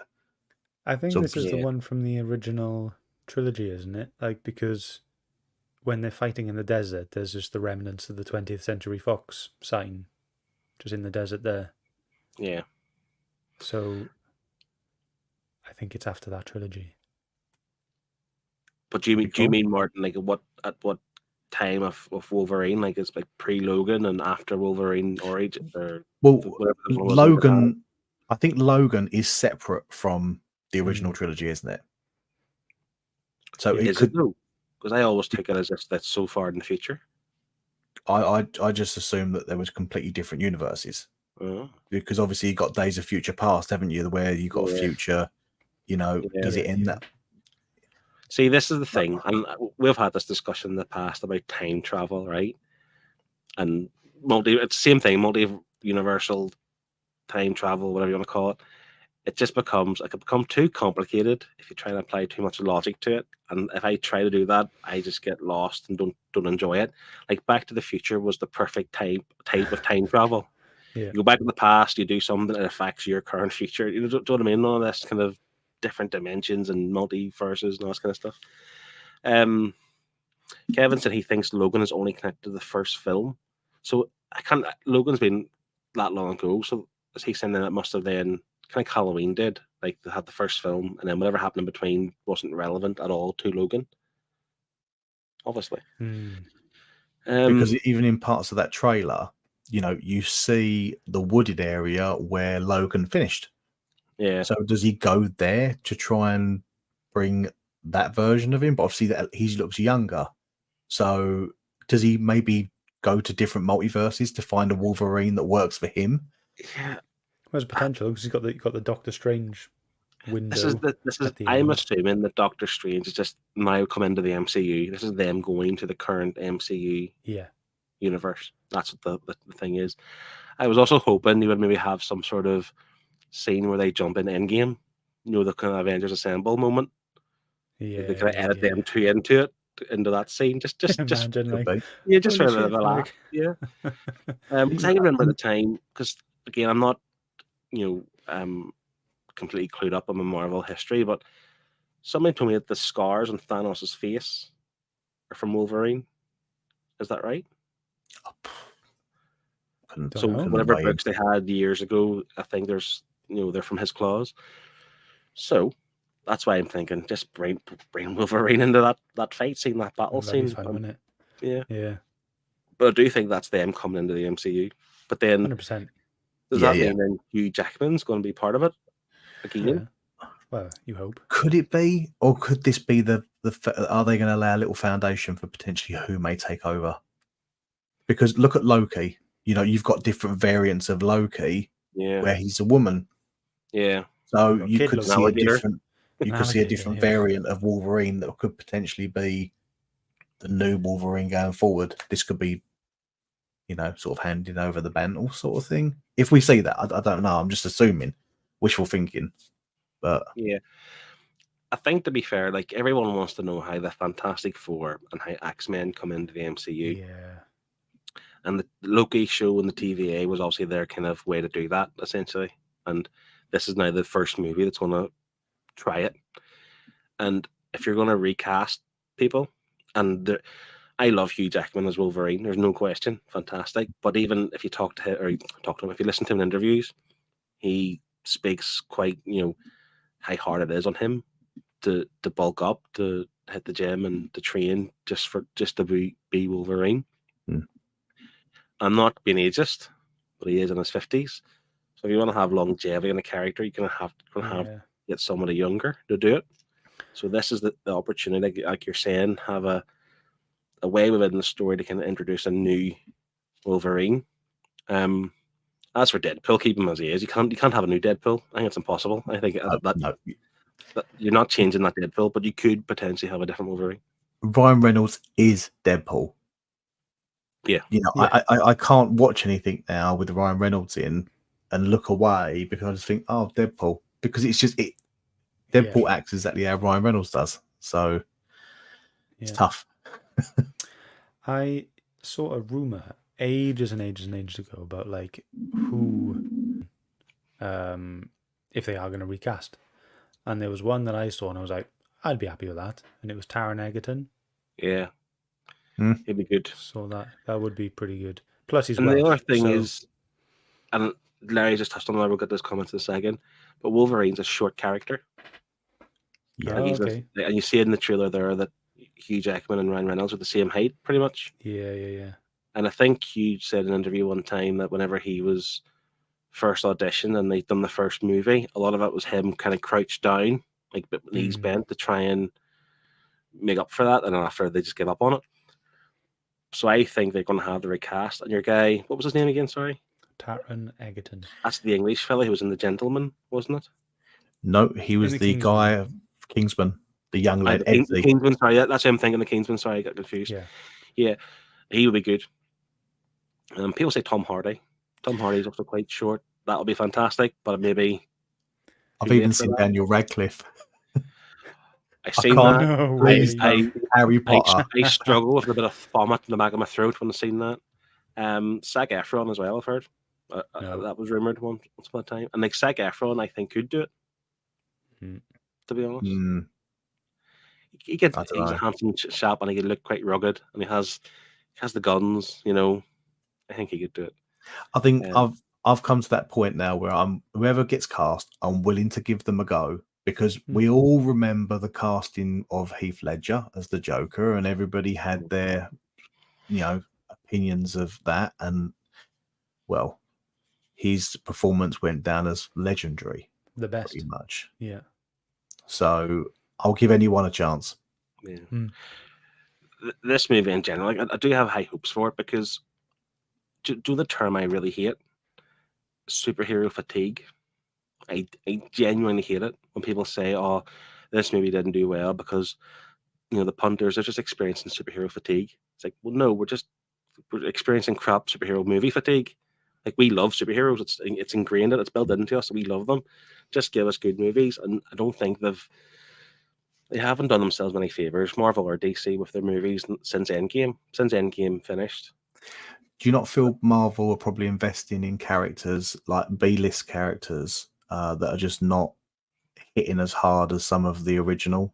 Don't get me wrong, I loved Moon Knight. Moon Knight was one of my favorite of the most recent. But like, look at Captain Marvel. They've invested in 2 movies with her already, and Captain Marvel is one of the books that's probably had the most reboots. Like, the amount of times it's been. People aren't into Captain Marvel if you have to keep rebooting the book. You're obviously not. There's obviously a problem. Stop making the movies. You wonder why. I liked the first Captain Marvel movie. I genuinely did like it, and that was between Infinity War and Endgame, so I had a bit of hype for it. I enjoyed it for what it was. I didn't actually like Captain Marvel's inclusion in Endgame. I just thought it just came towards the end, destroy the ship. Like, it was needed for the story, don't get me wrong, but it was just really easy.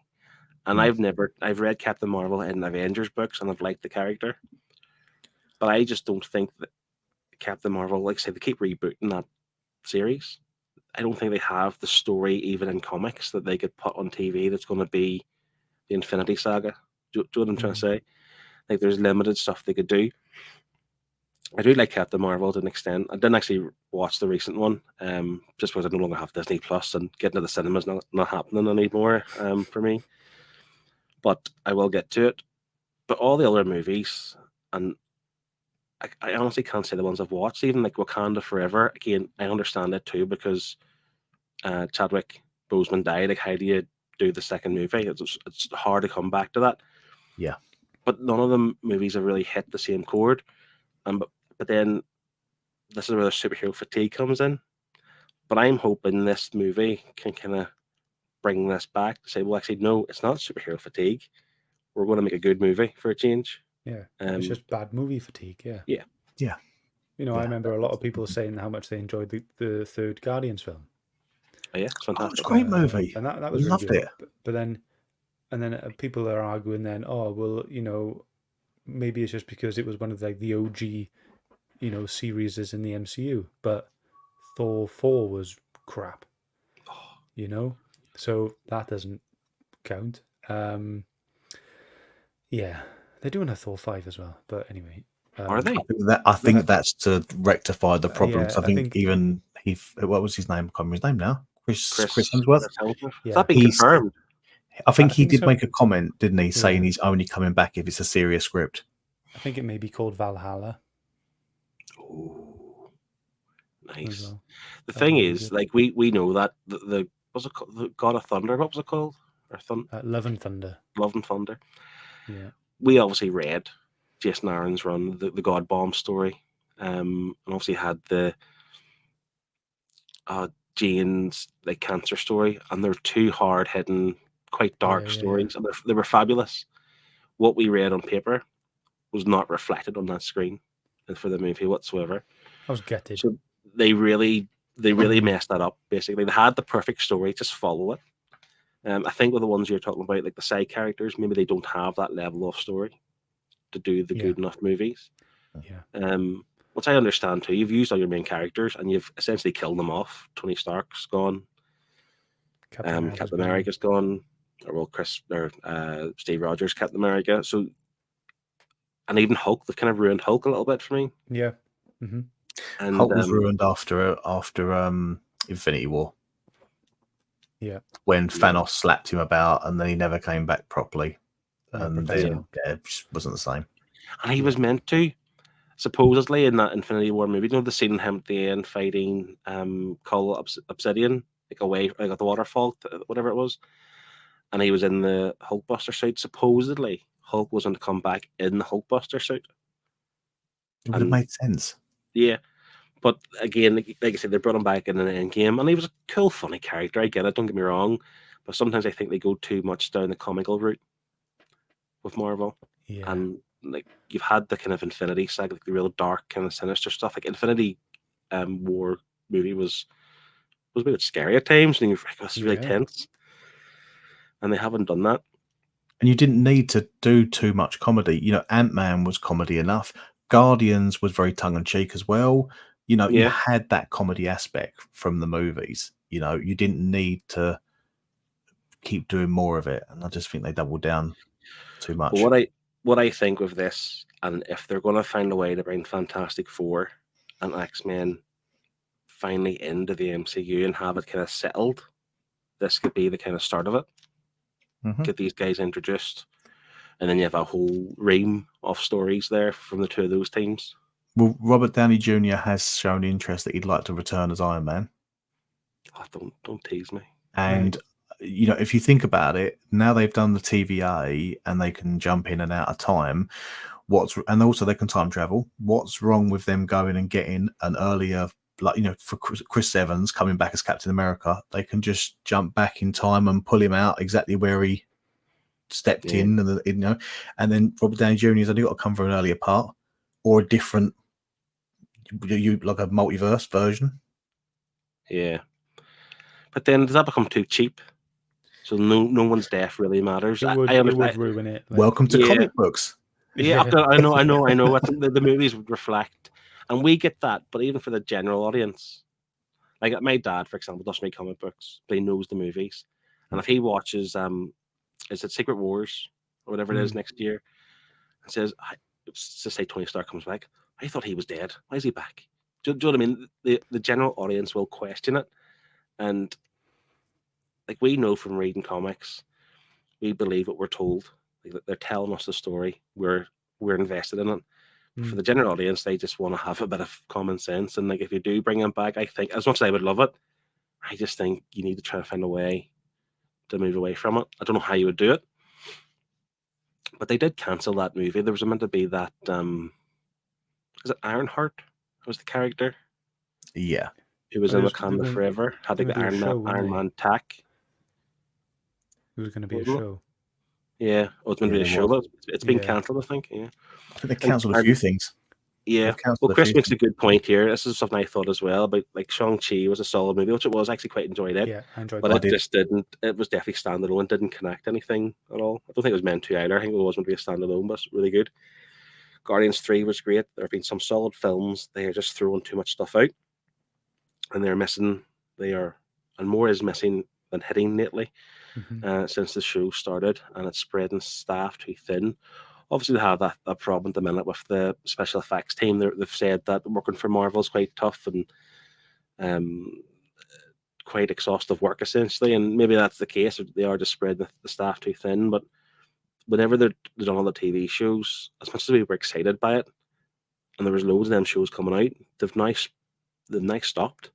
There's no Disney Plus shows expected, is there? Don't think Um, so.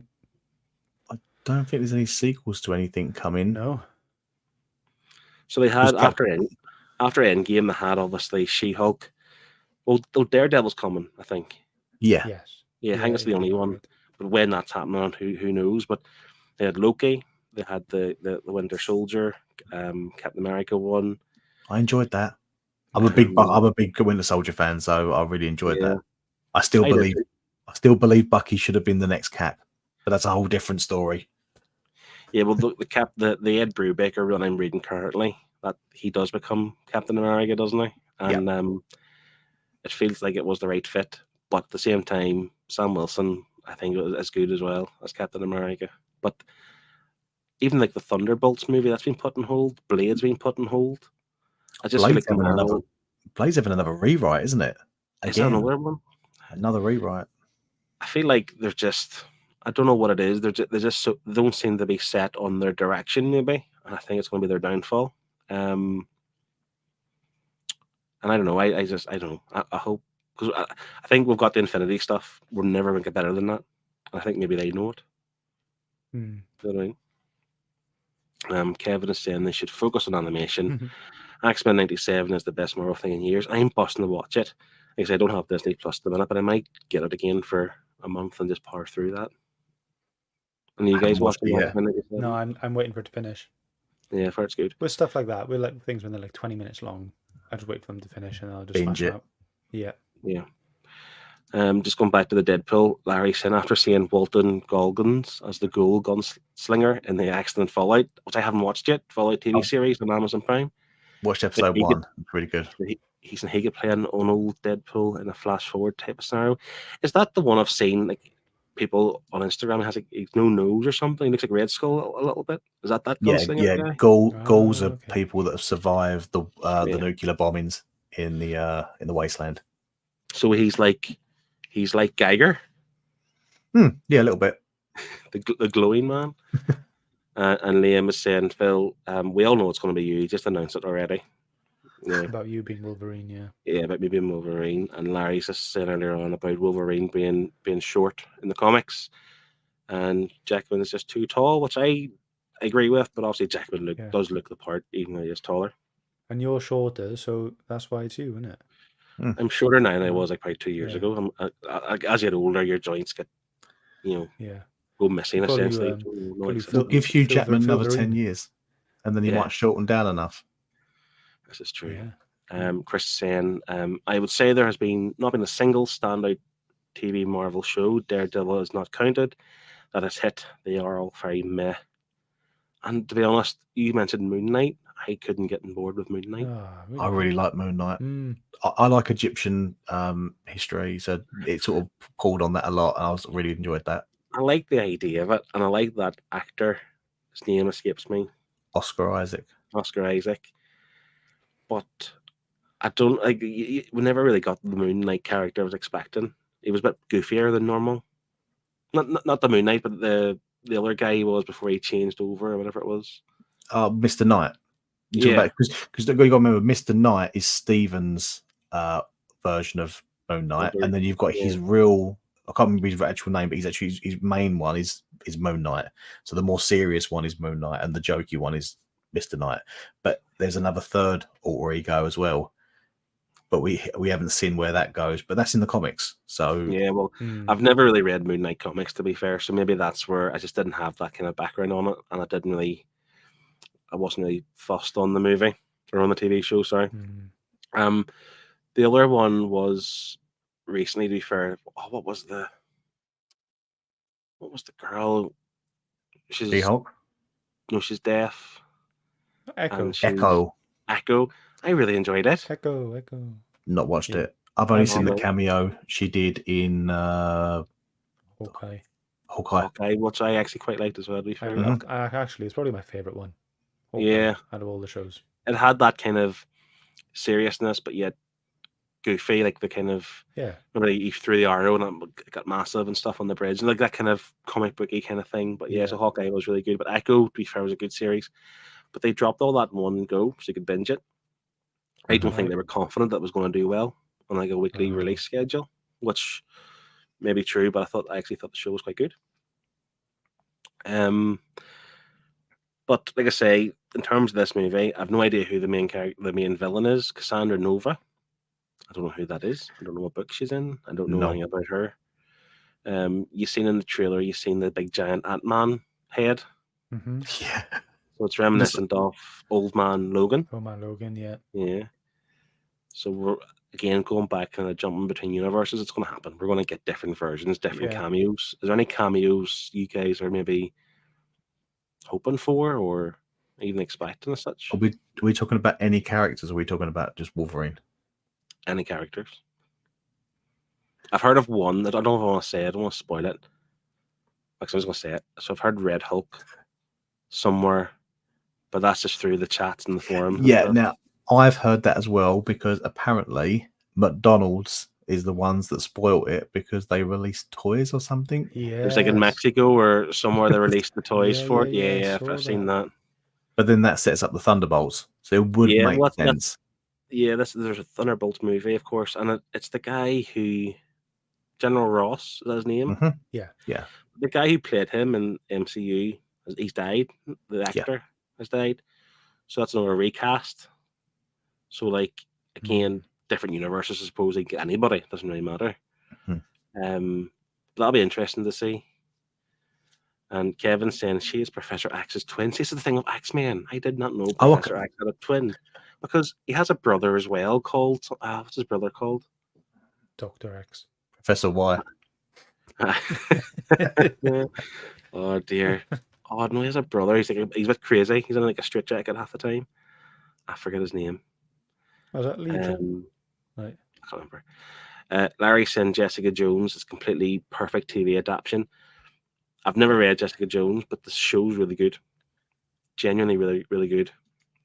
I like all the Netflix ones. I really enjoyed Iron Fist. Yeah. Oh, second series, yes. I enjoyed it all. I liked the character. I thought the idea of it was really cool. But yeah, the second season was better than the first. The first season was so poor that they were surprised it got a second season, but it turned around for me. But at that point, they already cancelled it. But there is a rumor he's coming back as well. I think he should. Yeah, I think I liked him. Through Disney Plus, that'll be done right. And Jessica, what was the other one? Oh, the guy with the bulletproof. Luke Cage. Luke Cage, that was great as well. At least the first season, that was really good. I've met him as well. He's a big guy. Colton, is that his name? Or yeah. I met him at London Film and Comic Con last year. He's a big fella. He played that role really well. So yeah, the Netflix stuff was generally quite good. It was kind of showing Disney Plus how to do it, but then I suppose they can be a bit darker, a bit edgier because the Punisher, he kills a bunch of people. Mm. You know, has massive bloody scenes and all the rest of it. Juggernaut is Professor X's stepbrother. Yeah. Really? And then, but there is another one too. It's Legion. I've looked at Legion. That's the one. Yeah, Legion. Yeah. So I knew that. So I kind of knew Juggernaut to be fair, but like it's just like, twin Cassandra Nova. No idea. X-Men's just a bit too mad. But I think generally we're all looking forward to it. Coming July 26th, I believe. Yeah. Should be good fun. So yeah. I don't think I've got any other Marvel movies confirmed for this year, is there? Everything else. Not that I know of. Yeah. But I think you're hearing more about DC at the moment, aren't we? That seems to be what you hear more about. James Gunn. Yeah. He's at least casting people, which is good. I think the only other Marvel related movie is Venom 3, I think, this year. I think. Oh. Is it? Is it November? No, it could be wrong. I've not seen any trailers or anything, any teasers or. Apparently, the Agatha show is coming out this year as well. Agatha Harkness. Yeah. I like Kevin's comment. Craven is coming, sarcastic woohoo. Yeah. Played by the man who was Kick-Ass, if I remember rightly. Who's the new James Bond? Yeah. Oh no. Which I like. I like Aaron his look. Taylor Johnson. I think he could be a good James Bond. I don't know about his acting chops as such, but I think the look wise, I think he could be good as James Bond. But the whole Craven thing, the whole Sony universe annoys me because you could give us Craven's Last Hunt, but they make this standalone movie, and is he like an anti-hero in this movie? Do you Yeah. know what I mean? I just feel like you're just ruining what you could give us as fans with Craven's Last Hunt. As I say, if he's going to be James Bond, he isn't going to be making many more superhero movies after that. But that Eye of a Harkness one could be good. I like her, that the girl who plays her. Terrible remembering actors' names, but she was quite good. Do you reckon it would be a pre-WandaVision? Like an origin. Yeah, So, that could be yeah. interesting. I would say so. I can't remember how it ended, but I don't think she'd like. I can't remember how that. She was brainwashed, wasn't she, in WandaVision? She pretty much like made her one of the townspeople. Yeah. So it would have to be an origin of some sort. That'd be interesting. But just like Larry's saying, Jessica Jones, The Punisher, Daredevil, Luke Cage, Iron Fist, bring them back to Disney Plus. Yes. Just get them That'd going be good. again. Yeah. Because they're all fantastic. So that's all I have on the Deadpool Wolverine trailer. Well, apart from like, I tried to look up books like you could read in preparation for it. 'Cause some people like to do that. I used to like to do that. Yeah. And there's dozens, but none of them seem to relate specifically to the movie as such. Well, The only one I could find was Deadpool kills Marvel Universe. That's where he's going to jump in between different universes, I think. Makes sense. Deadpool versus Wolverine, and then Uncanny X-Force, where Wolverine and Deadpool teamed up together. And that's by Rick Remender. So that's 3 books you could potentially check out, but they're not recommended from ourselves because I haven't read them. That's just a quick wee Google search. Yeah. What about Old Man Logan? What about Old Man Logan? Which we have read and was really good. Yeah, but Deadpool isn't in it. Wolverine is. I get that. But so, as I said, Old Man Logan's obviously we think we play some part of the movie, yes, but 100%. Like with the giant Ant-Man and the Mad Max cars. And the Red Hulk. Yeah. Yeah. Could we see Lauren come back or Laura? That'd be good. X23, yeah. That'd be An cool. older version. That'd be quite cool. That'd be great. And I know Highland G's a fan of X23. He's joining the chat. How's it going? I thought Craven looked fun, but I'm not invested in Spider-Man. I like the idea of standalone movie over everything being part of a universe of movies, which I concur. But I also like the idea of hinting towards stuff. Yes, that's what Marvel did at the start. They didn't. I don't think they actually intended to have this massive universe as it became, but they certainly hinted at other characters. Then the ball started to roll. Do you know what I mean? I think the only movie that's been recent that has done that really well would be Shang-Chi, because it was only at the very end you had the little, thing with War Machine and Captain Marvel, and so he hinted at it enough to let you know it's in the universe, but it stood on its own. Yeah, I know what you mean. Chris is saying new X-Men for an introduction to Nova. It's another character that'd be really cool to see.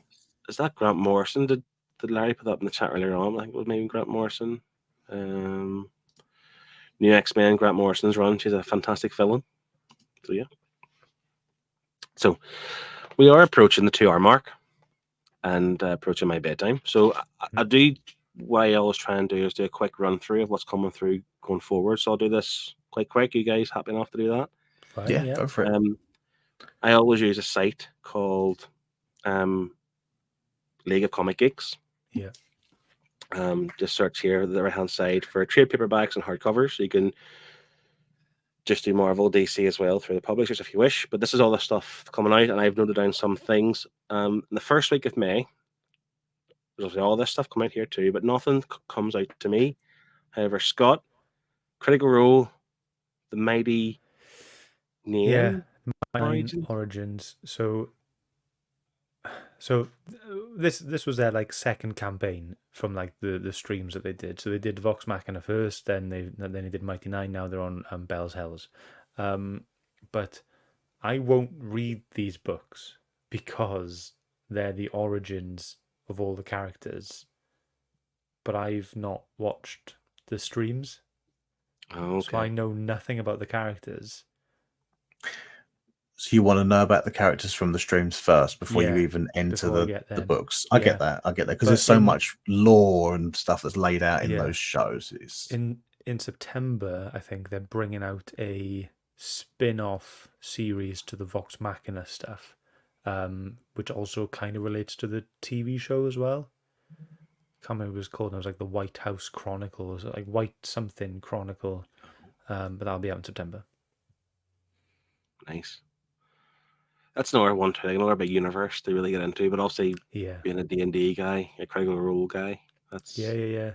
I mean, that's I can't invest the time to watch those streams. Each stream is about Yeah. 4 hours long, and there's hundreds. Like, let's say there are a ton more out that week, but mm, I'm just kind of picking out a few, and I couldn't find anything myself. There's a bunch of manga coming out, but Blue Lock is very good. what's it called? Blue Lock. I've watched the one TV there. show. It's football based. It's very good. Oh, nice. I think you told me about that before, actually. Mm. Sounded interesting. The following week, May the 8th, I have 3 noted down. Mm-hmm. Transformers is coming, He is. and there's a John Boy Myers DM variant, Scott. Looks But they great. both look quite good, to be honest. Yeah, they both look awesome. Yeah. Yeah. they look nice, yeah. The Captain America by Michael Straczynski. Mhm. Trade Straczynski. paperback, volume 1. I've heard that's a good run, but I might look more into it before I invest in a trade paperback, or I might wait a bit longer. The other only ones that came out, which by the way, I know nothing about this, Singularity, but the cover looks great, and I love This sci-fi. piqued my interest looking at the synopsis and everything. Can't remember where it is now, but it's on my list. As an unordered list, or is it a look at list To consider. to consider? Okay. Yeah. The only one I don't know if Fuzzy's still in the chat, but I remember he enjoyed this, Tear Us Apart. Yeah. I should have really taken a synopsis down, but I haven't. And Sirens of the City. These are ones that I know the boys over in the Killer Comic Show spoke about when they were coming out in single issues. So there's something I need to look more into. But other than that, a bunch of other Fire stuff, sure. Force, another fantastic anime. Connie's into that, isn't she? That's her Yeah, thing. she really Fire enjoys that. Force. Yeah, she's reading the books. I'm watching the show. I cannot wait for season 3. Please hurry up. It's been years. I really want to try out the TMNT Saturday Morning Adventures. Yeah, I was as just saying, like as a palate cleanser between more serious books, you know. yeah, Highland G's in there too. And this is volume 2 out this week, so I might see if I can get volume 1 actually, if I can get it fairly cheap now, if it's been out for a while, if it's still available.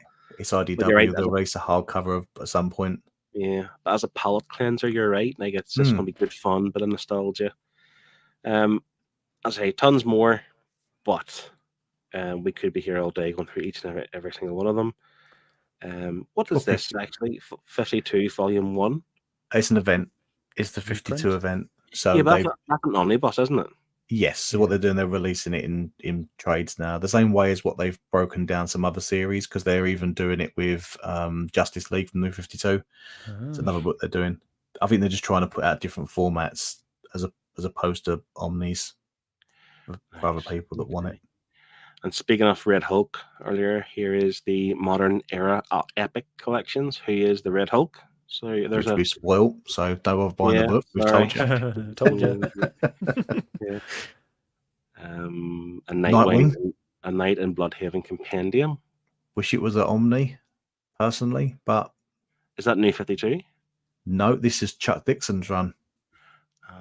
I'm This is reluctant to click into it, by the way, because I click into it and go back, you have to go back from the start again. Yeah. So that's why Yeah, this is pre-New 52, so this is like, you know, the run that I think everybody wants in an Omni. So that's a compendium. yes, sadly. But if it gets to an Omni one day, fingers crossed. Martin, 15th of May, we have one coming out, and that is Daredevil by Frank Miller, yes. Companion. This has the Born Again Yes, it does. story involved in it. and we obviously have the first Frank Miller omnibus. But why is it called a companion? I never understand. Is it just volume 2? Like what? Like, do you know what I mean? Like, why is it called that? Does it make it less important, or like more No, important? I So you have to don't. read it alongside that, or Yeah, That's like I've got the like the Death of Doctor Strange companion as well. I think it's just tie-ins and stuff. Maybe I haven't read it. I'm getting it. I'm getting it for Born Again just on its own. yeah, that's what I don't know. Because the Born Again story came out in the gallery edition last year, I think, and I was going to get it just to have that story and the oversized art, whatever. But I thought I like a complete series essentially. So the first one from Frank Miller, so I'll grab this too. You've got the Poison Ivy we spoke about. That Steve recommended. It's 9 trade paperback. Getting that. Really good Dracula. story. Solid. Like the Dracula hardcover, Universal Dracula Monsters. hardcover, Universal Monsters. I'll be getting that. Because that's the one you read. That was your book of the month for Comic Airwaves, Yeah, wasn't it? really enjoyed that. So I'm going to get that. And likes of like Justice League International, I haven't read volumes 1 and 2, so I can't even recommend them, but it's there. Again, a bunch of other stuff. Axman, nothing that really piques my interest at all. Really. The Adventures of Superman by George Perez, getting a reprint. I'm tempted to pick that up. Is that a omnibus? Standard hardcover. But you know me, I'm a completionist, so if it fills a gap, it fills a gap. Kev is saying that that looks like it has Man Without Fear storyline as well. So that's Born Again and that. That's basically Daredevil Year 1 he's saying. So that'll be I'm buying it anyway, so that'll be great. And Highland D's confirming Dixon deserves a nominee for Nightwing and Birds. I'm sure Birds of Prey. 100% IHG, 100%. But again, we're not going through every book, so by all means, check out this website yourselves, see what's coming out the month ahead. For the 22nd of May, I have quite a few books down. Something is killing the children. Yep, that's that one done. Yep. I'm going to get that expensive cardboard version. No. Same. I am. Is this finished? Is this over? It's no, done? I don't think Still going. It's volume 7 out now, isn't it? I picked up some Jenny Frison covers this week of the latest issue. And they're going to be doing deluxes for the House of Slaughter and the Book of Slaughter, stuff like that as well. Again, just too much. But I will grab this too, because I did really enjoy Something's Killing the Children. Yeah. But if I'm honest, I can't remember how the third one, the third volume ended. We covered it. We did read it for the book club. We read the second volume. I haven't read the third one yet. I haven't finished it. I definitely read on. That's one of my, at least I put down in my stats as one of the books I finished. But I just can't remember. I have a terrible memory. Batman Black Mirror, the deluxe edition. Getting that. Is there not an omnibus coming out? Or an absolute or something? There's an absolute. There's now a print absolute. But I'll be happy with the deluxe. You know, I'll get the deluxe. Steve is saying World's Finest Teen Titans for him. Is that Tom Taylor on that? No, is it? I'm not sure. Or is it Mark Waid? Oh, is it? Might be Mark Waid, a spin-off from World's Finest, isn't it? Yeah. Again, I just don't want to get into it in case I lose my spot here. But out this week as well, many more from Power Rangers. I'm book 2 somewhere. There we go. Somewhere. Yep. The deluxe book 2. So you said there's 2 more to go. This is obviously one after this. And that's I've seen the cover for the third one as well. It looks really good. Oh, nice. It's on Amazon if you want to see it. I see Volume 2 of Captain America by Nick Spencer. Yep. And Predator Volume 2 as well. They're not something I'm grabbing, but I know a lot of people will be interested in. Ribbon Queen is one that Pete, I think, speaks quite highly of as well. It's Garth Ennis on writing duties, but one that Scott and I will probably, maybe you too, Martin, is Blood Commandment, because it's Simon Kurdransky writing and on art. I definitely want to keep an eye on him now. Yeah. After reading something epic. So that's something I'm going to, again, look at more into. Again, the guys over the Killer Comics Show, they rate this quite highly. So I will pay closer attention to it. And then Just for you, Martin. Spawn. Are you getting all the Spawn books? Or are you... I'm getting all the Spawn books, but I'm not getting these oversized deluxe ones. I'm getting the Origins collections, which is on par with a omnibus size deluxe. Yeah. They're the exact same dimensions as the Walking Dead deluxe editions. And I think a lot of these, when they're sent out, a lot of people were complaining that they were dinged and dented and marked and stuff like that. I So remember that. I've gone for the smaller ones. And again, a bunch of manga, which I can't recommend because I haven't read any manga. Mm-hmm.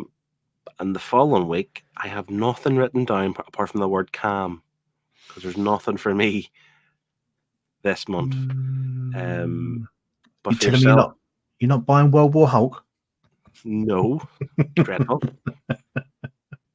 I had it and I sold it. Same. Planet Hulk's fantastic. I still have it. Yeah. I kept it because I'll read that again. But Mm. World War Hulk, it was nowhere near the same level as Planet Hulk, No. unfortunately. It might complete the story, but it's just not. No, a bit of a letdown, to be honest. I'm happy with just Planet Hulk. That's Yeah, fine. same. And there's the New Burn Volume 2 that Fuzzy was talking about earlier on. Okay. But there again, there's nothing here that I could really recommend or be over excited to get myself. Hulk Grand Design, I've seen people talk about it before. It's a good month for Hulk. Or a good week for Hulk. Mm-hmm. Yeah. Chris said my favorite thing is Monster Volume 2. Looking forward to that. Is that this week? Or Little That's Monsters, there is he on the referring end to? at the top there. Top, on the right top side. right Yes, corner. sorry. I thought you meant like his favorite thing is right. Monster Volume 2. Yeah. Is there anything else strange. further down? But he loves his fantagraphic stuff as well. I am intrigued by this Expanse stuff as well, by the way. That's part of the Theft and Wakes kind of universe, but I don't know anything about it at the minute, but that's something I need to look into. Yeah. I'll be picking up Magic Book 1. That one here? Really really wanted to get on the trades and the hardcovers way back when, but then just never did.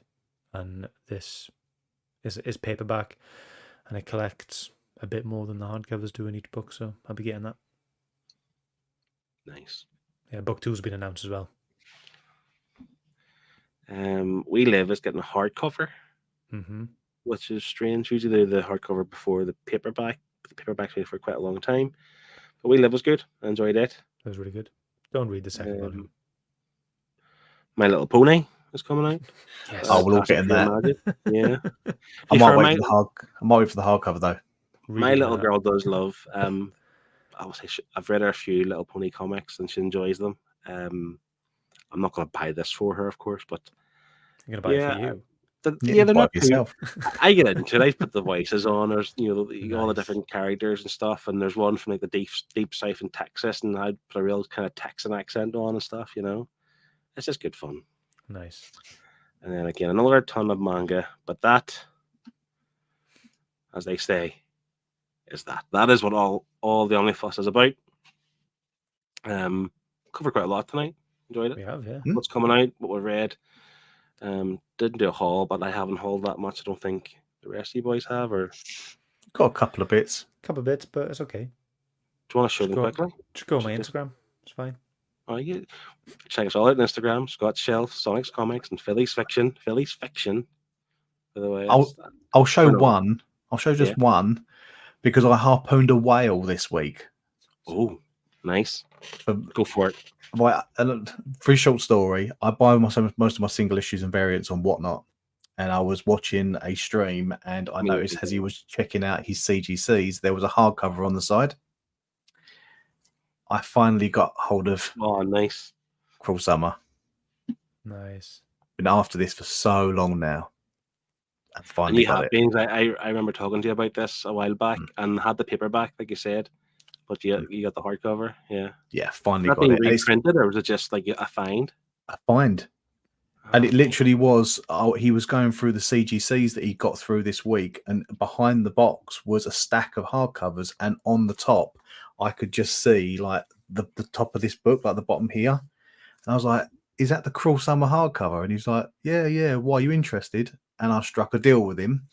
And I pretty much got it half the price that it's currently going up on eBay for. So I paid a little bit more. So I paid like $35 for it. but it's on eBay for £70-80. Yeah. Wow. So it's got a very, very small little dink on there, but it's nothing to cry about. I'll deal with that. They'll deal with that for the fact I got it at a good price.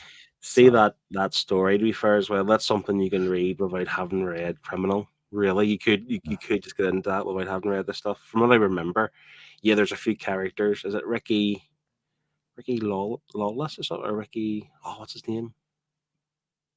Can't remember. But like, it's not like you need to know too much about them. I think you can literally dive into that. And I read just that felt if you want. like this was the final piece because it covers a chunk that's missing. Like, because I know that in the third volume, in the third deluxe, it covers a certain bit, and this fills the gaps. Yeah, that's in the middle somewhere, Mm. isn't it? Yeah, So it just sort of that final bookend finally got it. that's a great story. So, There you go. That's right. Ricky Lawless and Tracy and Teague, their dad. Yes, that's right. And they're confirming that Cruel Summer is a fantastic read, and it's Chris's favorite criminal story. It is really good. I'd really recommend reading it. Again, you could read all the Criminal if you want beforehand or during it. But I probably will. I might go through at some point. Scott, do you want to show your book before we go? Just this one. Oh, I want that now. I want so, it. So pleased, so happy. Let me just take the jacket off. It looks really good. Yeah. Mate, such a good book.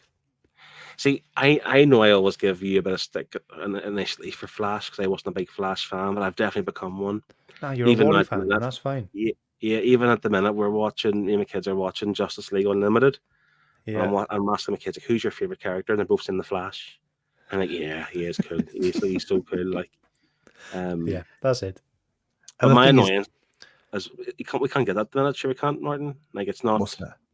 the Flash Books, book, it's not- etc. I don't know what hell is going on with Books, etc. at the moment, but there's so many books. I've emailed them today to actually say what is going on Yeah, because it's like 4 weeks now of releases I've not been able to get, and it's even silly things like trades. Like I want the news. I want the reprint of Zatanna from Paul Dini. It's Yeah. not on there, I want it. and it's stressing me out a little bit. So I'm tempted to go somewhere else. I think you can go to Sci-Fi. That's where I'm considering going. Airwaves for your 5% off. Sci-Fi is struggling with boom books at the moment. Oh, I've asked them to add 4 or 5 of the boom books that I'm after, and they said they're having website issues and they aren't currently adding any books at the moment. But everything else is everything else that I want is on there, so I'll be doing an order. But yeah, use the code. yeah. Pretty much will be at this point. Yeah. I wonder why though they are struggling with these. Is it a distribution level? Did you say, or did they not get that far? As in, like, you can't get them from the suppliers or what? Or I don't see, know. remember about 2 years we had all this problem with paper stock and paper availability, and I was a right pain in the hole trying to get books because the lack of paper. Which I get, I understand what we're going through, but I can't go back to that. I've got used to No, books being please. widely available again. You know Yeah. what I mean? I'm so privileged. Thing that annoys me with Books, etc., and it's worrying me, is usually they have stuff on there way in advance. So I thought you can save the page and just refresh it when it comes out. And they're not even on there. Just don't exist on there. And this books that were out a month ago. Yeah. The only one Yeah. I'm really twitchy about is the next Power Rangers one, because it's not on Sci-Fi, it's not on Books, etc. yet. The only place I can find it really is Forbidden Planet. The one that's out in May 22nd. Yeah. I'll come. So I haven't pre-ordered it. You haven't? No. Because I'm hoping that Sci-Fi I get it, or Books, etc. Yeah, well, it's like Steve saying they're having problems, and you're getting the same kind of response. That there are problems loading books onto the system. Chris saying try searching the ISBN instead of the name Martin, because it works for him, and their website is rubbish. They have 2 websites, which is really annoying. I know, yeah. And like one's slow, and you try the other one, and it's fine, and then it goes slow again. It's just they are a nightmare. But listen, we're complaining, but we've got 49% unread books on your shelves, Scott. 75% unread, or 85% unread books on your shelf, Martin. And I've got 75% unread in my shelf. So what do we complain about getting new books in for? Yeah. FOMO. Yeah. I know. I'll end this here anyway. Thanks everyone who's been in the chat and joined us, who give their stats. Like I said, we aim to come back towards the end of this year and seeing where our numbers are at. See if we've improved. There'll be more episodes between now and then. Yeah, we're not coming back in 8 months from now, and that's it. Yeah. I aim to do this every month. Like say, Comic Airwaves every month, ideally this every month, and then there'll be other things in between. Yeah. And we're just starting to ramp up the Comic Airwaves content, I suppose.